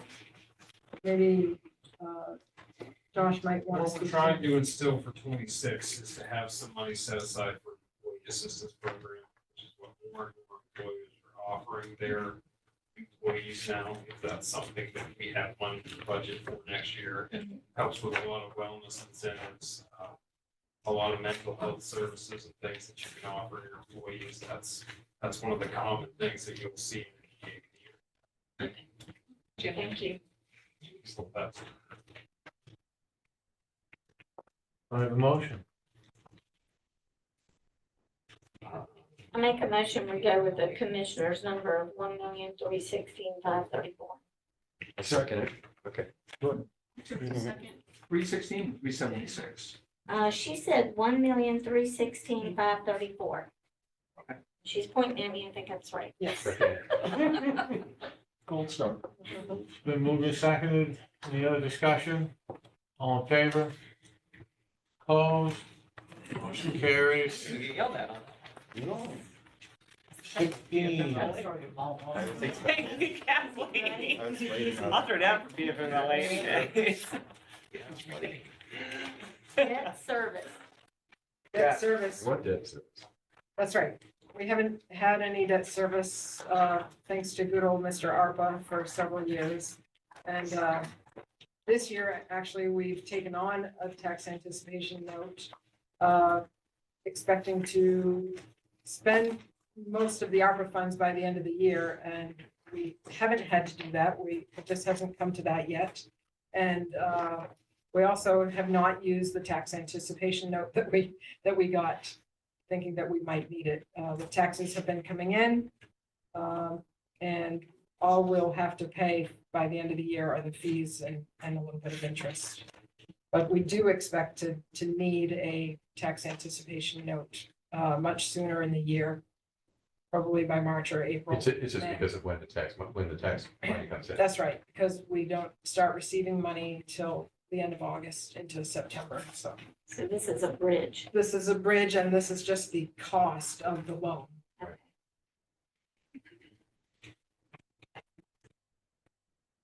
I move the department head amount of $102,000.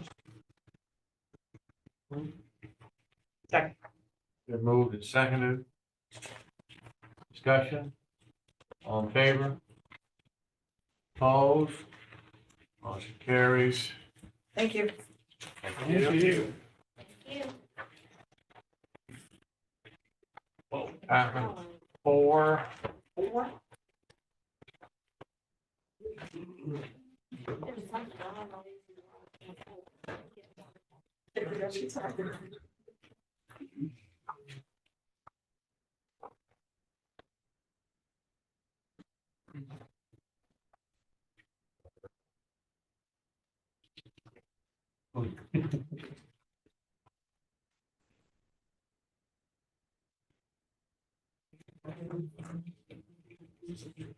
Can somebody explain what a reserve, what are we doing with the reserve transfer?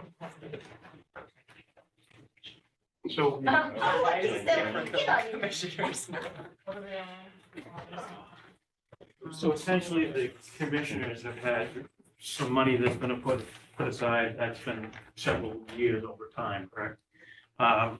And, you know, it's not a lot of money, but again, they're trying to help offset some of the costs, especially some of the increases that they needed to project forward this year. So in the past, I think every year it's kind of been that 4,000 or close to that. This year, commissioners, I mean, we suggested, or I put forth normally what they had, and the commissioners discussed it, and put forward taking more out of that general ledger account, reserve account as a transfer. So that's And that transfers into the commissioner's account? into the commissioners. It'll it'll transfer that, it'll go in as a revenue under the commissioners department to help, which ultimately just offsets some of the costs of the commissioners department. But it'll be a transfer, and generally speaking, most of those are done at the end of the year, correct, Monica? Right, and as you can see, in 2024, we didn't use the $4,000 transfer.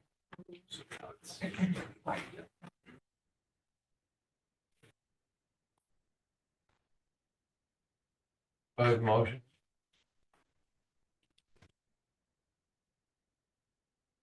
To accept the commissioner's figure of $14,000.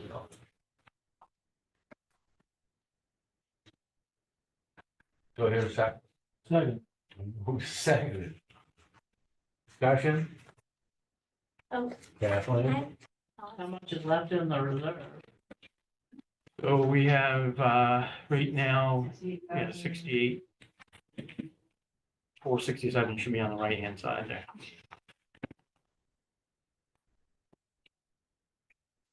Oh, I see. I was just thinking, reserve. They're gonna talk about that one on the other day. Any other discussion? I do have some. I'm just trying to formulate what my question is. So can you just. So we didn't use the 4,000, but we need an additional 10. We haven't transferred that yet, correct? We haven't transferred anything for 2025. It's a. It's there in case we need it. I thought that I asked this question on the first day that I was here, not necessarily the first day. And the question was, if we don't spend the money that has been budgeted, what happens to what doesn't get spent? And I thought the answer to that was, it doesn't go into some little pot and held for the following year. It ends up getting zeroed out. Did I misunderstand So that? that's probably part correct, but what happens under normal circumstances, and I believe, it hasn't been communicated the best way, but essentially what happens at the end of the year, you see where your expenses are, you see where your revenues are. If you're out of your revenues, then obviously, you're at a negative there. Yeah. If you've spent more or less, then on the expenditure side, that will also impact. So at the end of the day, whatever the net difference is between what you projected, where you are in your revenues and your expenses, the difference between the two will be whatever the net budget is. Obviously, in most years, most places, you want there to be a positive number. You weren't here last year, so there was a whole discussion about the jail and some of these other funding things and obligations that the county has by statute, but we can't raise it because of, also by statute, certain limitations. And those battles go to the state. They did them this year, they're gonna do them again this session coming up. So what happens is whatever is left over, if there's a positive balance, would be transferred over to that account. Now, in 2023, that was a negative balance of, I don't know if you remember, but it was like a couple $100,000 plus or minus. And part of that, again, is those expenditures that we're obligated by law to have to spend, but we can't collect that by law either beyond a certain cap amount.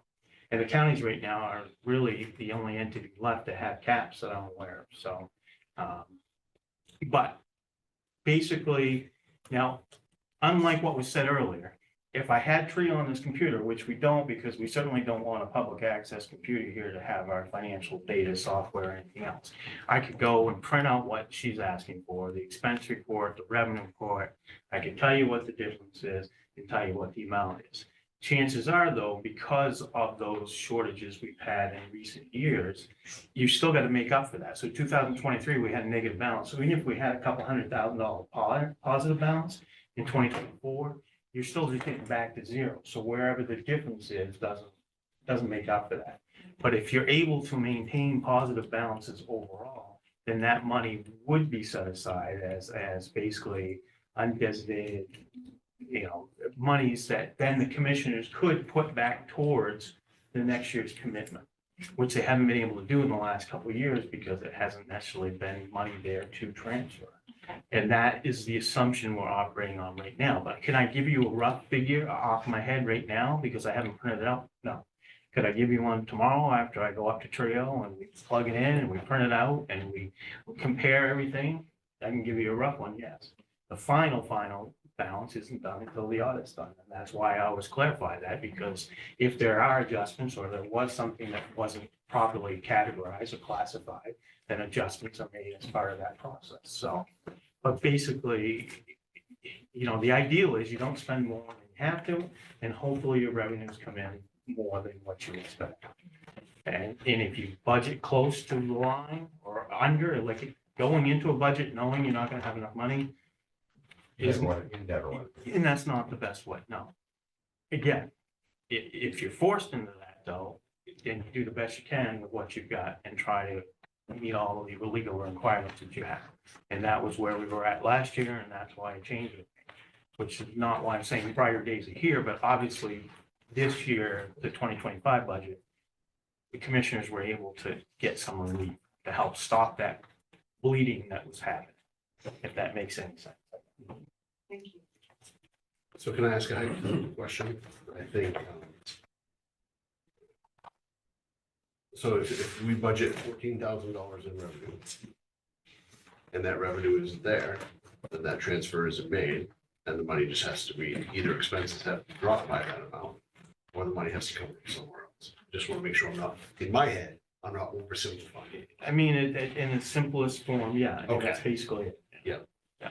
Now, there are a lot of, The difference here is though, is that we know this money is there because it's in the savings It's account. in the reserve. Remember I talked to you, this Yep. checking account, savings account, this money's coming out of a savings account, we're gonna put it into a checking account if we need it. If we don't, we're gonna leave it there. So this is a guaranteed amount of money. There's a lot of revenues that you're talking about that you don't know if you're gonna get them or not, but this is one of them.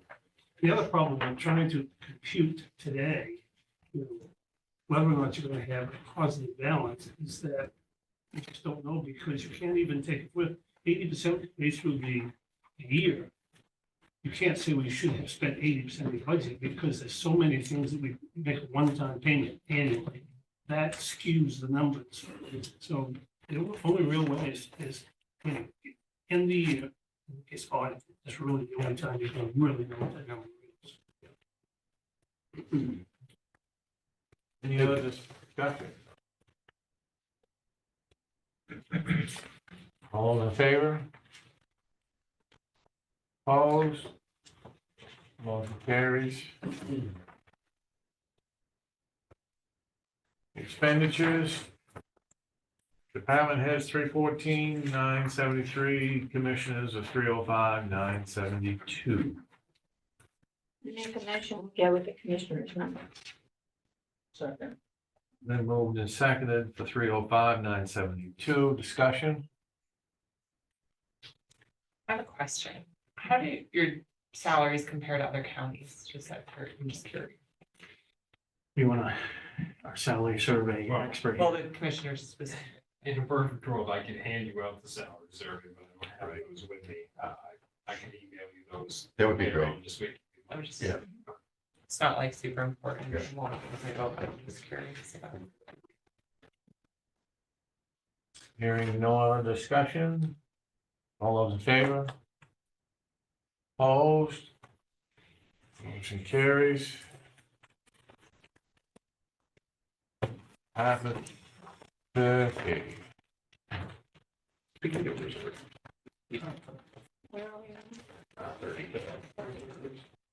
Reserves.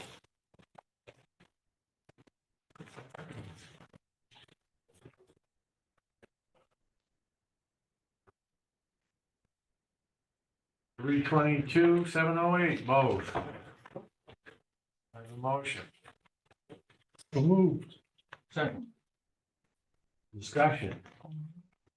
Is the line 20-300, is that new? And associated with the new county building?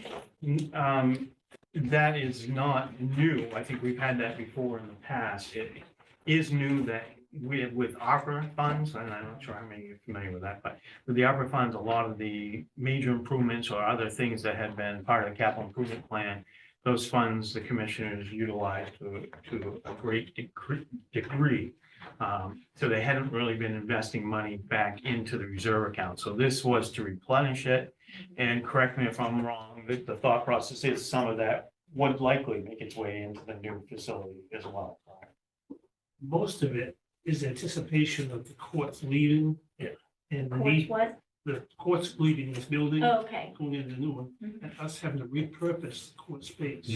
Okay. So that's what we're building up funds, so that by the time we move out, we'll have some cash to, you know, to make those, to repurpose that area.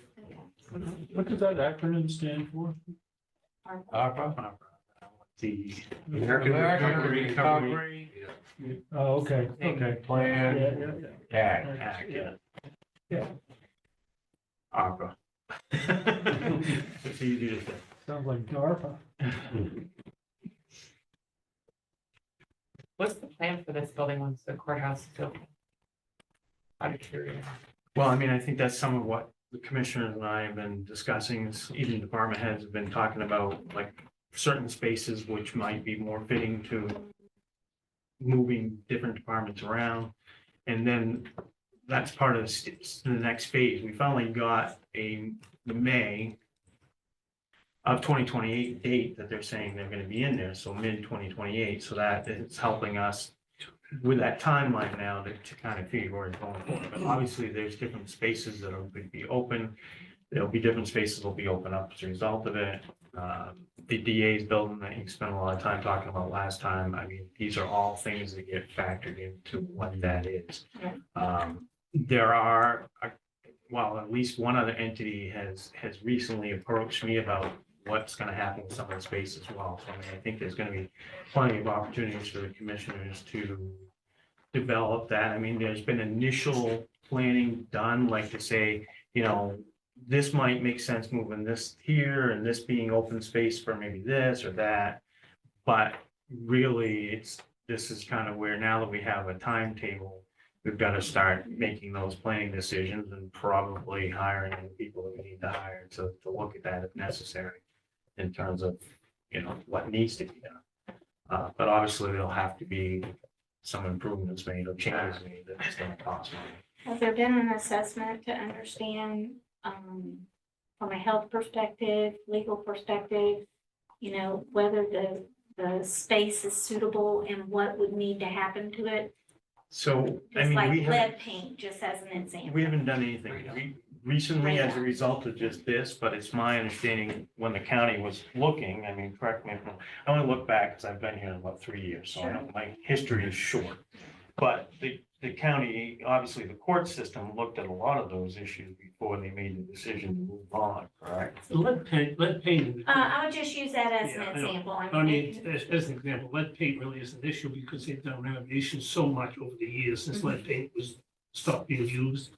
That's not, now asbestos. Yeah. We know that that's an issue, it still is. We did renovations in the basement here 3 or 4 years ago, and that was an issue. It continues to be until you abate it. Right on. And that's, like Michael says, that's what's gonna be studied. We gotta get a sense of, you know, how much of that's gonna cost us. Mold. I don't think we have mold problems. We have, you know, we do have. But anytime you renovate an older building like this, Sure. it's always, I mean, in some cases, it's easier to build a new one than to renovate them, you know, less expensive, yeah. Well, that was my idea, to get the court system to buy the courthouse, we build a new county code. Yeah. That didn't fly. Yeah. But ventilation is an issue in all buildings. That doesn't, it's not always mold, but it's a health issue. It's a carbon dioxide. Or carbon monoxide, sorry, Air circulation and in so the on. circulation system. Just like this room, I mean, we'd like to be able to use the air conditioning we have here, but it's so noisy, you can't hear anything. There's better ways to, you know, cool the room. Right. If we can talk to them. We can figure out how to solve that. So do you anticipate next year's budget, when you deal with that, or the year after, we're gonna see increases along with transportation of people, and everything? Well, I mean, definitely if the schedule goes, we probably won't see as much next year. But in 2028, yeah, I mean, the DA stuff, as they mentioned, is gonna have to go up for transportation, prisons, and what the jail's doing will obviously have an impact on transporting as well. Where's the job gonna be? Where's the- Jail's here, the courthouse. Yeah. Okay, yeah, okay. Now preemptively, I mean, we'll have those discussions, so I mean, probably the most immediate effect would be just like you're seeing right now. I'm assuming the commissioner is gonna recommend another big chunk again next year. You know, the alternative to that is you wait until you get to that point and you take out a bond and pay a bunch of extra stuff, but that's traditionally, obviously, as you've seen in the past, definitely recent years, they don't carry a balance there, so they don't have to go in debt, and they obviously don't want to. So, but yeah, you'll start to see it, but definitely 2 years out. there's gonna be an impact. There's no way around that at the moment unless they get much more generous and give us more space over there, or we're able to find. But even if we are able to find ways to accommodate those, it's still gonna cost money, so. That's all in the planning stage, though, and a good example is inmate transportation. Right now, the courts like to see the inmates down here because we're so close. But once they move out to High Street, they're gonna have to start using more of the electronic, arraignments. And so the inmates can get arraigned while still in jail. And so they don't start using technology better once they leave the Right. site. I certainly hope so. That makes sense. Well, it makes sense. Listen, most of the things you see on TV now, most of the inmates are Yeah. in a remote setting.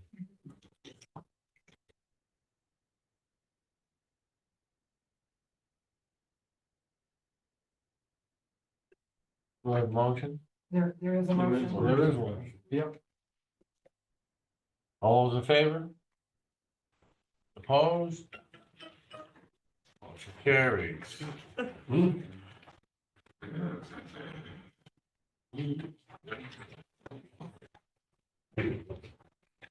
Department 15. Take it easy on this next guy. This first year.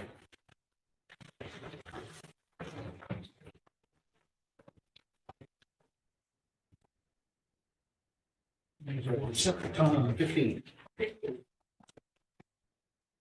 15, human resources. This first time, maybe we should be without it.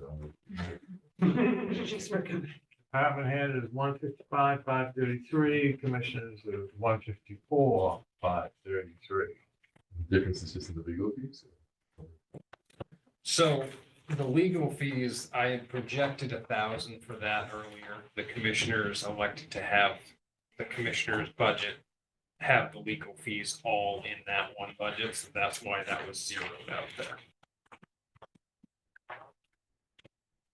Why did we end up creating an HR department? Just curious, because we obviously didn't have one before.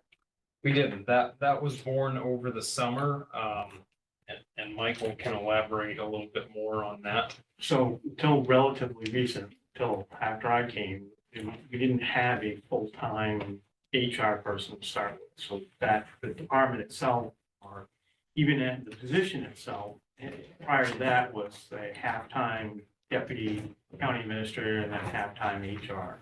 So one of the things that I had put forward and recommended, and the commissioners gave me the latitude to prove it and work on, was developing that human resources manager position. Because of the changes and transitions and the scope of that full-time work and what basically he's being asked to take on in that position, it really brought itself up to the level of the department head. Now, I think you'll probably admit you didn't get a huge raise as a result of that, but that wasn't the intent. It was more to reflect on what. But isn't it just because HR issues are just more complicated everywhere? I mean, there's so many different other facets to it. And even the things we've talked about tonight, there's, PFMLA and all these other things. It really is a warranted full-time position for sure, and. I would say if you compare it to 5 or 10 years ago, it's probably 3 or 4 times harder to fill any position. Well, I will say I've been here 3 years and we've had 3 different HR people. And Right. we're told he's never leaving. Where's that ball and chain?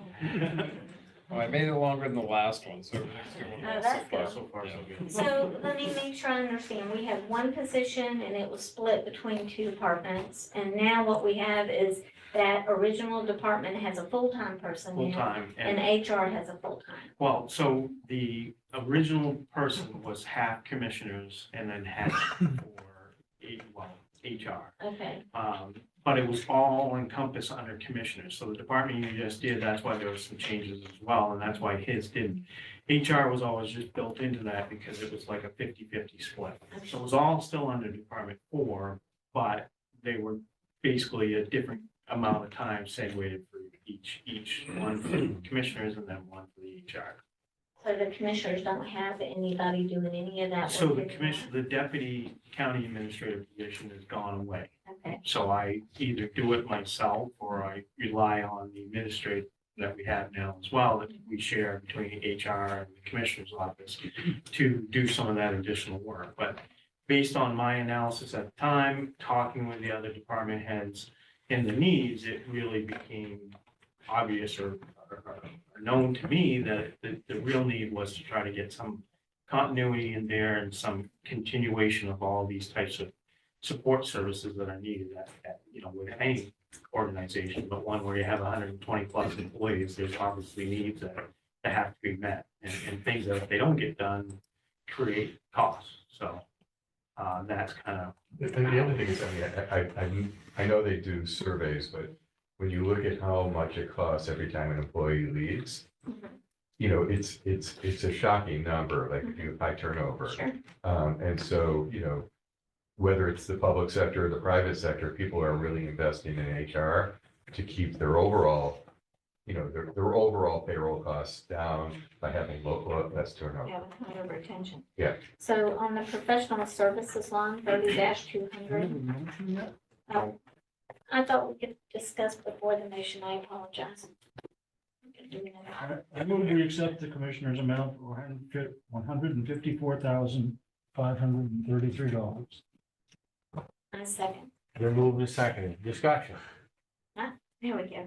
Now, back to my question. 30-200 professional services. You asked for 22,500 and it doesn't, well, I guess we don't have any prior to wage that again. Yeah, so I will explain that. So 20,000 of that 22.5 is the consulting fee that is going towards the commissioner's HR consulting for next year's wage scale updates. So that's the vast sum of that budget. The other, $1,000. well, unfortunately, those consulting firms do not work for minimum wage. Yeah, they definitely don't. Right. Only the select board. works Yeah. for me. Yeah, I totally agree with that. No, you don't. And the That would be planning the board. biggest pay raise you ever got. Actually, we're down to pennies an hour now. Yes. It was dimes an hour, Yes. but as we're working more, Yes. now we're down to 2 or 3 cents an hour. I totally agree with that. Right. We're 3 to 5, we didn't increase that much. We just. Okay.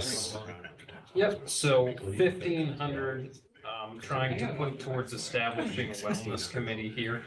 That will put a little bit of money to go towards, work lunch training, things that we can do with the staff here, as well as any other wellness initiatives and things that we could recommend to the commissioners to look at.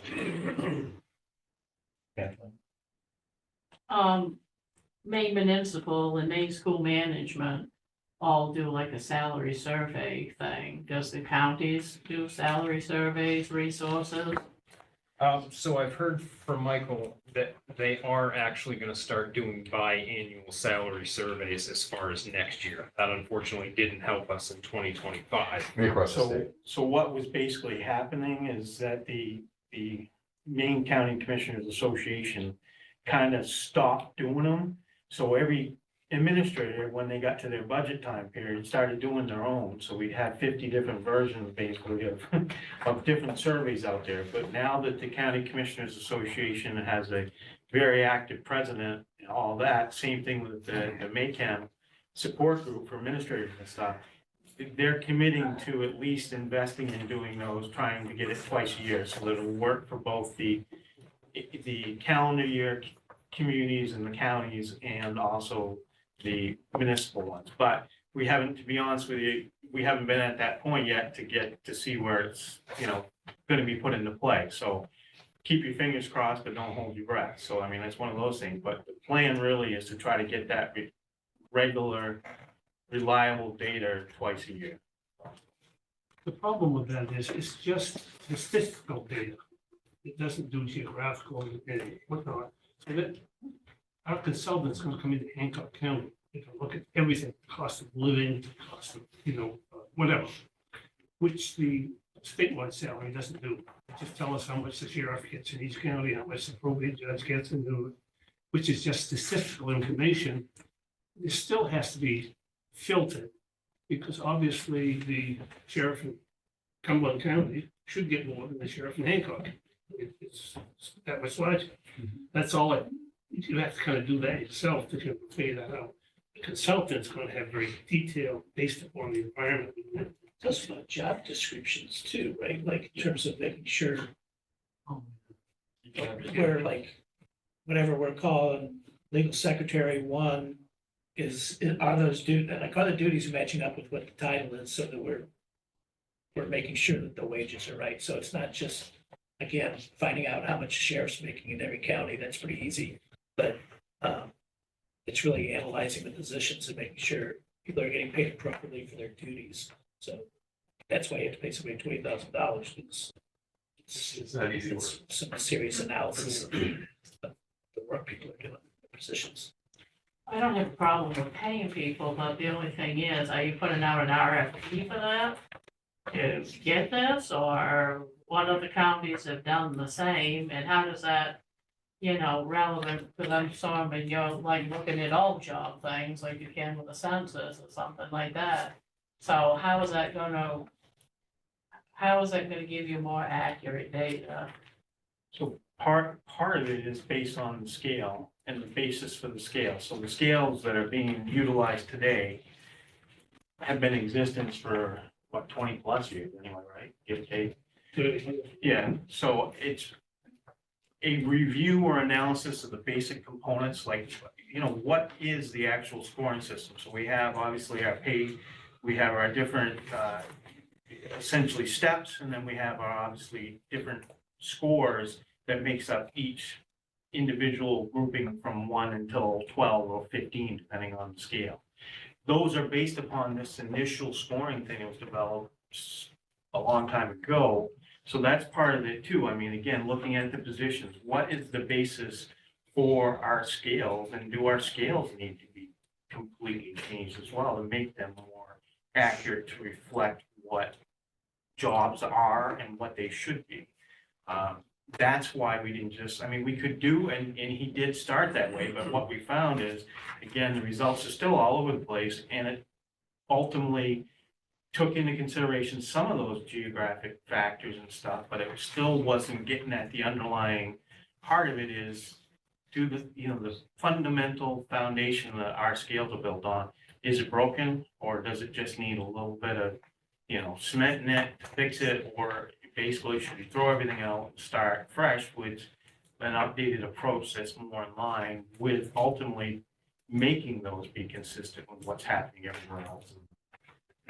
So I think it's important to remember too, the consulting fee for $20,000 may indeed end up saving the county well beyond that, if it shows that our positions here that we're paying at that level, or if we're already overpaying those positions, that's what it's going to show us as well. So the 7.5% increase that you see this year, if that consulting firm showed that our positions were adequate, maybe next year you'd see a far less rate than that, which would save a lot more money than $20,000. The contrary could be also true, that they're gonna come in and find out, like, the pay scale is really off. Yeah. And I think for some positions, it is going to show that, yes. Basically, we were looking at a piecemeal approach, and that didn't seem to make sense Yeah. for the long-term benefit of everybody. But what we did in Cascade is that we had a town manager leave. And when we went with MMA, and we said, okay, what do we have to pay? The starting salaries had increased almost 25% from when we had hired the last town manager. So when we hired the new manager, we had to go and adjust all the employees in the whole town accordingly, because it wasn't fair that this position got paid so much more. Of course, the taxpayers weren't happy, but we created a fair system. And we kind of fixed what was broken, and now we're just giving people COLA raises because people are being paid, fairly. Don't, across the counties, I would imagine that we have the same types of jobs in every county. So every county would have a job description for clerk 1, clerk 2, clerk 3, whatever. And then across the state and other states, they would have county officials that would have the same job descriptions. Maybe I'm asking too much here. And I mean, I just I kind agree. of, Well, the thing Just is that's only one, the job description is only one factor. The biggest factor we have in Hancock County is the environment that people work in. I mean, you're competing against Jackson Lab, Right. you know, that's the problem, and that's what the consultant is gonna factor in. It's not just, are we paying them based upon the statewide average or whatever? But are we paying them to live, being able to live in Hancock County? As you said, they don't have to travel 90 minutes to get, because nobody's gonna drive 90 minutes to get here to work in Hancock County. Anyway, there's a professor at the academy. Yeah, but Professor, I mean, if you look at, 60 or 60 people with a PhD making. yeah. I mean, Those that's people not- aren't gonna be trying for a town manager job No, or no, a no. clerk too. No, but what I'm saying is that, they're happy to get those jobs of teaching so hard, right? That's hard to find positions, but, if they want to teach, they're gonna have to travel, because, I mean, a lot of people are living, east of Ellsworth there and driving to Cascade. My point, yeah, well, I'm I sorry. was just gonna say, the county structure is, Maine has a very different county structure compared to a lot of states. So I think trying to compare it nationally would be really challenging. And then I honestly, I think if you take a look at some of the counties in southern Maine, the structure there is vastly different too, Mhm. not just in terms of the size, but the positions that they have. Some of those have to compete even harder. Yeah, because they're competing with I Boston and can't, Massachusetts right, now. yep, I mean, we can talk about Hancock County because that's what we're here Yeah. to do, but I can't imagine being somebody trying to recruit for a certain subset of jobs in Cumberland County, competing with New Hampshire and parts of Massachusetts. I mean, one of the things I do, I'm always looking at the real estate market. Portland is essentially the same price as Boston. Sure. yeah. It is shocking. And there are places around Portland that are. Right. And I'm just saying, like, a 2-bedroom apartment in Portland is almost as expensive as a 2-bedroom apartment in Boston now, or in some cases more. And that's, I mean, And apartments aren't easy to find in Portland. you know. Yeah, so people are paying that. Find way. that here and there. Yep. Any other discussion? All those in favor? Opposed? Motion carried. Thank you. Thank you. Department 35, animal control. Sorry. You're covering animal control? One of the many tasks. Yeah. Talents. Revenue, There's a joke there 35. somewhere. There's a joke there. I'm gonna write it Yeah. down, save it for later. Yeah. So we don't have to choose. Right. Yeah. Do I have a motion? I move we accept the commissioner's revenue amount of $35,000. Second. Moving second, discussion? But why Why is are it the decreasing? contracts- Yeah. Why are the what, sorry? Why are they going down? Why are they going down? Yeah, 2024 was 58,000. So it's not just the contracts, there's some of that total budget amount you see. And even the actuals takes into consideration some of the time that actually bills out, because we charge each community a flat fee of $2,500. So to get into the program to help support the cost, every community pays that regularly. And then they pay basically the mileage hourly rate that it would take when the actual officer actually performs work in each one of their things. So in actuality, our numbers are going up because last year we were around 11, 12 the first couple of years, went down to 11, I think, last year. We're up to 14 right now. And we have the city of Ellsworth has reached out to us. We don't have an agreement, but talking about some type of system we could work out with them. And we have another town that's taken the agreement and is putting it forth to their community to see. So our numbers in terms of that $2,500 value is actually increasing. The reason I plugged in the 35,000 is that's basically based on the likelihood of these contracts, keeping in mind that we've had a couple communities leave and they came back. Because they just, I mean, it really is a pain in the butt. If you're lucky to get somebody that can do it and is available and responds and is trained, then it probably works well for you. But a lot of them find out they just can't get that person. for a number of reasons, but, so we're not anticipating those numbers to fluctuate. They actually might increase a little bit beyond what's budgeted here. And the thing with Ellsworth and this other community came up recently, so that's even been within the time period of the last month or so, after the commissioners have already done all of theirs. So could that revenue be more? Most likely, yes, but the offset to that is it's covering the expenses, actual expenses that are being incurred, that are being paid out and then charged back to each community as well, so. So your ACO budget is a lot like your Department 12, your contract. Yeah, and in many regards, not 100%, but, so it doesn't match, but. Anyways, if you spend more, I mean, if you get more revenue, you're gonna spend more.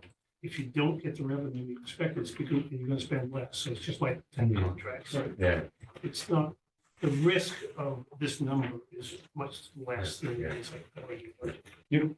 And just general question, the 2,500 that you're charging for the community, is that really enough to cover whatever needs to be done? So, I mean, it certainly covers to a degree the portion of the vehicle and the costs and needs. I mean, we still have those costs in here, but over time, those things have to be built in. The equipment, initial stuff.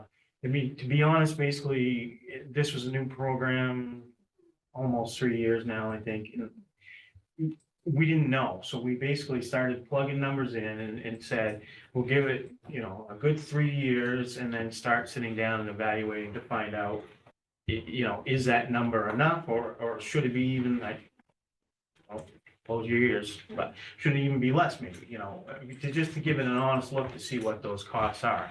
I will say right now, just when you're looking at some of these of the expenses too, if I can real quick, we're in the process, next week's meeting, we'll have a backup deputy kind of secondary ACO officer as well too. Excellent. So that's going to enhance the coverage that we've been able to provide, because we found that there's cases just when one person is not available. And they want somebody to respond, and, you know, I used to do it, but I don't really want to go out and do it, but, so I mean. And we had that happen in Hancock, the town of Exactly. Hancock.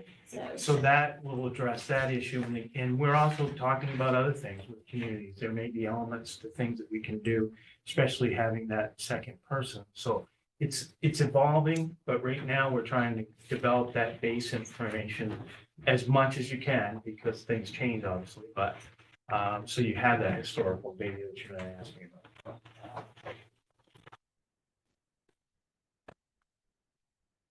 How many summonses do they issue, or court cases, or how many calls do they have? You say you got 14, So, yeah. and it's a part-time job. Well, I mean, the summonses and all that, we haven't recorded. I'd have to, again, I don't have it right in front of me, so I'd have to go back and look. But I know he's had probably maybe a half a dozen court cases and stuff this past year. So, you know, anywhere from like 4 to 6 or so cases that he's had. He's had a couple involved ones where there's been seizures of having to take people's animals, and then he's got to go through the whole process and want for them to do that as well. Number of calls. He's probably working 8 to 10 hours on average a week. Some of that isn't just calls, though some of that's just the administrative paperwork, keeping up with the billing and all the stuff that has to get back to the treasurer so we can bill and send things out. I mean, I can get you better numbers if you want them, but the reality is it's not the 20 hours we initially budgeted. So we were hoping that he would be probably on average 20 hours. And if he gets 10 in a week, which is probably half of that, then, you know, that's probably a good week. And the calls vary. So, I mean, you can have, I could give you the call. The thing is that he could get a call at 2:00 in the morning. Well, yeah, I mean, Yeah, and that's, I mean, you know, that's so, been the problem. yeah, I mean, if you don't budget for 20 hours a week, if you budget for 10 hours a week, who's going to apply for the job? Well, and that was part of the issue, even to get it back up, that's been part of the issue, is that you can't guarantee anything. So, I mean, that's part of the dilemma, but the calls can vary. I mean, so you can have one call that could take 6, 8, 10 plus hours because they're more. Oh, I know, I do the ACO. Exactly. I went with you guys and I stepped away. Yeah, and so far, you're the only one that hasn't come back, so. But that's the reality of it. I mean, it varies. I mean, it just does. I mean, I could throw a number out, but I'd be BSing you and telling you that it would be, you know, a trend that I could say to you next year, they're gonna have like 40 or 50 calls. I mean, that's probably what they end up with, but, you know, you're averaging maybe 3 or 4 a week, some weeks, and then some other weeks you're 6 or 7. So it really, I mean, if you're looking for an average amount, that's kind of multiply that times 52, and that gives you kind of the type of the framework that you're at. But one week it could be a hell of a lot, the next week it can be literally like 1 hour or nothing. We charge for 50 to 60 hours per quarter. I have the going. But obviously that doesn't mean, like, one call isn't necessarily an Right. hour or anything like Yeah. that. So I It's mean, hard to. again, it's, it's but if you want it, Kathleen, I'll get it. I'll get it for you No, next, just asking, you next had year. 14, you had part-time, 14 is a long time. You're talking about It the is. city of Ellsworth, then you're talking about adding a deputy on. So. Well, not a deputy, it's just another secondary person. I was just going by what it said on the expense. Well, it's kind of like, You kind of need, because if the person that's supposed to be doing it is out, and what ends up happening is the town's select board ends up getting called. and we kind of had an informal kind of agreement that, you know, there would be a contact person in each town, but Yeah. obviously, you know, that didn't work out. We wanted to advertise, and we have a very good candidate to do that, which might give us the more flexibility to be, I mean, the other thing that we have to look at is availability and response time. I mean, there's no way at a part-time position, we could guarantee 24/7, 365. I mean, Yeah. that's virtually impossible, obviously. So we're hoping that that gives us more availability, which hopefully will lead to more calls. Do you Because get to find money? do we get to find money? I believe it goes back to the town. I haven't seen, have we haven't got It should go back to you if you Yeah. got the contract. I mean, I don't think, I can't remember that we I had think the fines fines for for that that state or town. in the Now I'm town. gonna get yelled at again. Yeah, probably. I don't remember seeing anything come in. Who gets the dog licenses? Who gets that money? State? State. State gets most of it. Well, the town gets a little bit of it, and the state gets the rest. People still pay that? Well, they're supposed to have gotten that dog registration to track the rabies thing, but they Yeah. haven't got that dog portal registration state thing done. They are That don't tracking it work. though. They definitely are tracking it. Yeah, but we don't get a list of how many dogs is out there that don't. That's the list that I want. Oh, they don't. I mean, what percentage do you think actually? Well, if that's register supposed to turn it in, so you know the dogs, then you go to the municipality. You know the ones that register, but the ones who don't, that's the ones I want. It's really the ones that don't go to vets, because the vets are all lined up, and as soon as they have a dog come in, if they get a rabies shot or they don't, that gets reported to the town that they live in. But you might find that very few. I mean, people take care of their dogs and buy lottery tickets before they will anything else. That's the funny thing I find about it. But anyway, starting to wear a different animal down there. Not you. Yeah. I like it too. All right, motion is 35,000. Any other discussion? All those in favor? Oh, carry. Expenditures, $42,909. I move $42,909. Second. Animal control. Moved and seconded, discussion. The only question I had is that the FICA number seemed to have jumped quite a bit, and I was just curious, did we add a person or something there? Is this the halftime person you're talking about? Well, no, because they haven't been started on the payroll yet. So again, part of this is we budget for 20 hours, but we don't end up with 20 hours. So it's that difference between it. All right, And again, I mean, I could talk about cutting it back and say that to you, but since we're adding towns, it's hard to just with a straight face sit there and say, Yeah. you know, that's it. And since we're adding a second person now too, we just still don't know what that's gonna due to our numbers, I guess, so. Right, and I think just generally, it's the same comment that I always have, and I apologize for repeating myself, but the employee expenses and supplies, if you look at what we actually spent last year versus what we're asking for a budget, while it lines up from a budgetary standpoint with what we asked for, it's not lining up with what we actually spent. And so we keep doing that, every department, and, you know, we're adding tens of thousands of dollars to the overall budget that we haven't demonstrated we can spend. If he, in 2025 or in 2024, if he had worked the full 20 hours every week and been paid the full amount, that would have been the full FICA Medicare amount. Okay, but I'm talking about employee expenses and supplies now. So, I mean, Okay. I'll echo kind of what Andrew Sankey said, department too, but again, you don't want to have to use it, so we try not to do it.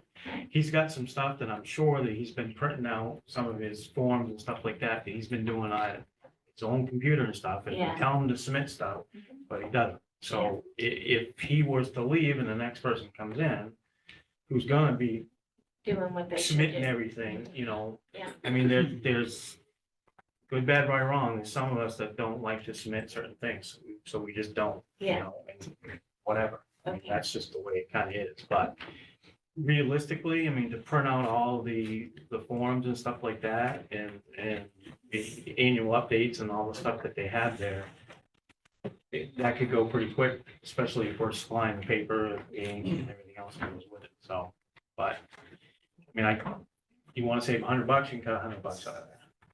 But I don't think, you know, the flip to that is this new arrangement, the additional. And also, people, it could be more. if things were to get busy. Yeah, well, that's the You know, trouble. I mean, and it's, you know, this is the kind of thing you just don't know. Right. And it's activity based, yeah, so that's the trouble, 100%, I mean. You just don't know. Just let sleeping dogs lie, right? Yep. Motion is 42,909. All in favor? Opposed? Motion carries. Thank you. Thank you. Unless they're funded sufficient.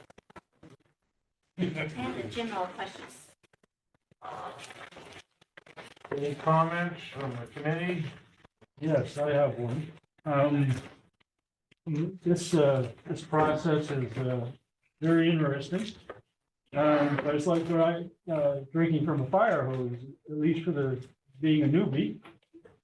And I found that trying to understand 50,000-foot level and then getting down into the individual departments is takes some time to get acclimated. So I think it'd be helpful if there were some mechanisms next year for the first year people to give them an introduction and at least at the 50,000-foot level. So what I consider the 50,000-foot level is that as I finally started to get I think I started to get my arms around it, I noticed that I think it was 23 to 24, the budget increased by 150%, basically. And we went from $0 for the commissioners to hundreds of thousands, 0 to 300,000. Pretty fast acceleration. I suspect that some of those expenses were other places and got brought in. But, and I'm not trying to be critical. I'm just saying it's not easy to understand. And I think if somebody could explain the history of how that happened, why that happened, it would be useful, because when I just pure numbers, just the math, when you look at 150% increase year to year, and now subsequent years, we're averaging round number 10%. That means that the budget is going to double in approximately 7 years. 7.2 years. Yeah, rule of 72. Yeah. So that scares me for the taxpayers. And I know all your questions are related to trying to do right by the taxpayers. And I think that's probably what we're all ultimately trying to do. So, I just make a suggestion that for the newbies next year, and I, at some point, doesn't have to be in this meeting, I'd really appreciate somebody giving me the history. History is interesting. So how we got to where we are and maybe give an understanding of where we're likely to go. Big part of it's the jail. I would just like to echo that, coming in new and having come out of 40 years plus in the corporate world, looking at a budget the way that it appears that we're looking at it is not at the level of detail that I feel like it needs to be, which is why I'm diving in on each of these individual lines. And maybe that's not what you want, but when I've been asked to be part of a budget committee, that's the level of detail that we get down to. It doesn't appear that anybody wants to make changes at that level, which is a little concerning to me because I do see the budgets going up year after year and some years a lot more than others. And so from a taxpayer and a constituent standpoint, it's concerning. The whole thing about the raises, it's a quagmire, a dilemma, a true dilemma, right? Because I recognize even the people in our town are working very, very hard, and I recognize the fact that they're not making a bazillion dollars in the process of doing it. But we also don't have the level of income in the town or in the county to be able to pay those salaries. So, I mean, we are gonna have to come to grips with it. No, but the problem is that when positions open up, if you're not paying, I know, Commissioner Clark, I mean, if we're not paying competitive salaries, which is we're why not- it's a dilemma. we're not gonna get good people. And if you don't have good people, it actually costs you more in the long run. I know what you're saying. Logically, I No, I totally hear you. understand what I'm you're not, saying. and I'm not disagreeing with you from a taxpayer's point of view. Yeah. But I'm saying from a functioning government point of view, Right. if you don't have competent people, you don't have a well-run government. So I had a general question to go along with that. I had one of the constituents ask me about a department that had been in the budget before called the Hancock Soil and Water. Yeah. They thought that it was Department 17. And now there is apparently a new Department 17, or maybe part of Department 17 was called the Hancock Soil and Water. Does anybody know why that was removed, and is there any way to get it back, even at the level that it was before it got removed? Department 17 was several different entities in there, the nonprofits. Okay. A couple of them were Hancock County Firemen's Association, and then they had the University Extension, which by law we must contribute to. The others were all nonprofits. So what we did is, the philosophy of generally the commissioners is that when we're taking tax money and giving it to a nonprofit, we're telling you who you're going to donate to. I don't think that's right. So what we did, we took those people out of Department 17. We implemented a new process where now we take money from our community benefits account, which is some of windmill money, and we established a new account with some tax money. Well, we got 20,000 this year. 20,000, there's 20,000 this year. 20,000 is taxes, and it's going to be yet to be decided. Well, I think it's going to be somewhere in the neighborhood of 70 to 80,000 more. And then we take applications for those as grant program. Right. And Soil and Water is one of the applicants for that, has always been, and we have funded them. Can still continue, but it's under a different process outside of the budget. Okay. And the only two you see in Department 17 that are still there is, as I said, Hancock County Firemen's Association, because they're kind of political. And they provide a countywide service in their training process and everything. And then, of course, as I said, we have statutorily required to contribute to the University of Maine's Extension Service. The rest of them is all volunteer, is all discretionary on our part.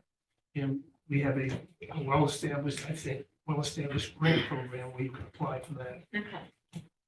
So essentially before, we'd spend $80,000 out of that department for this core group of Nonprofit. nonprofits. And it often got said like, well, how do you get in the group? We wouldn't let anybody else in the group because quite frankly, we didn't want any more groups. So the And now the- solution was to split the difference is what I thought. So I guess my question is, they were getting 17,000 a year. Yes. That was allocated from the budget. When they apply for grants, are they getting the same dollar amount or?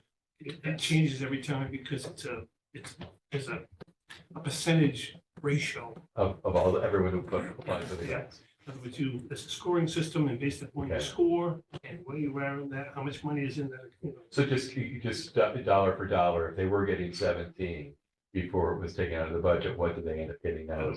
Not sure what this list too. Are you getting more varied Yeah, we are organizations getting a lot applying? more varied people from it. So in that sense, I think it's really good. Yeah. because That was my comment all It was along. always the It was same always a people. club. There was a club there that you couldn't join the club. Can we get So, information yes. about who's getting that money and? Sure. Okay, that would be good. Well, and how you would apply for the grant? Is there like a website or something that It's, maybe? The fellow who emailed me as well, they know where to apply for it. They don't want to have to go through that work. They just want to get the money. That's my impression. Okay. May I answer your question real quick? Same Carol? fellow. Yes. It's the same Basically, fellow. there will be, but that process will probably start until January and. Right. So we have to make sure Yeah. how much the taxpayers are contributing. This year, you Exactly. approved 20,000. We've done 40,000 before. That's how it started. 'Cause Yeah. I wanted it to be half and half. I wanted the taxpayer to give half and half to, from the community benefits, because I don't want that idea to end too soon by us whipping through the community benefits money. So, I mean, in my opinion, I'd rather have it be $40,000 if we take the taxpayers on it. But as long as at some point, we're gonna have to like either offer less money during the grants or start asking the taxpayers for a little bit more, just so we can extend it out into the horizon. Right. Well, and one of the other issues is some of those entities were also requesting tariff. But I'm sure all of them were. And then they At come and least request. from We the county. certainly get quite a few So in Hancock. that's double dipping. Yeah. I'd just like to, I don't know if anybody else has asked the treasurer's office for information, et cetera. I did, and I thank you all for being responsive and helping me understand what I had for information so that I could use it. So, thank you. And you get prior budget, you can get audits and stuff like that.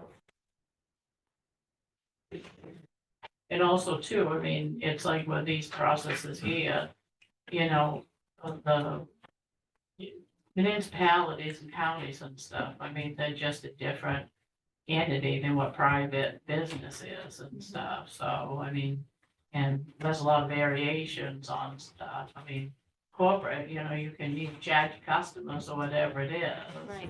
And, and it's more or less an insulated type of thing.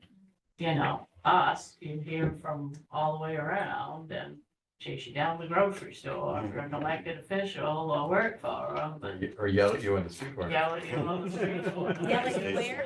I've Oh, been- on the street I corner. have been baptized, having people come up to me, pull up their car and scream at me. Oh, yeah, that's what it is. And technically, those jobs have always been lower paid too. Yeah. Yes.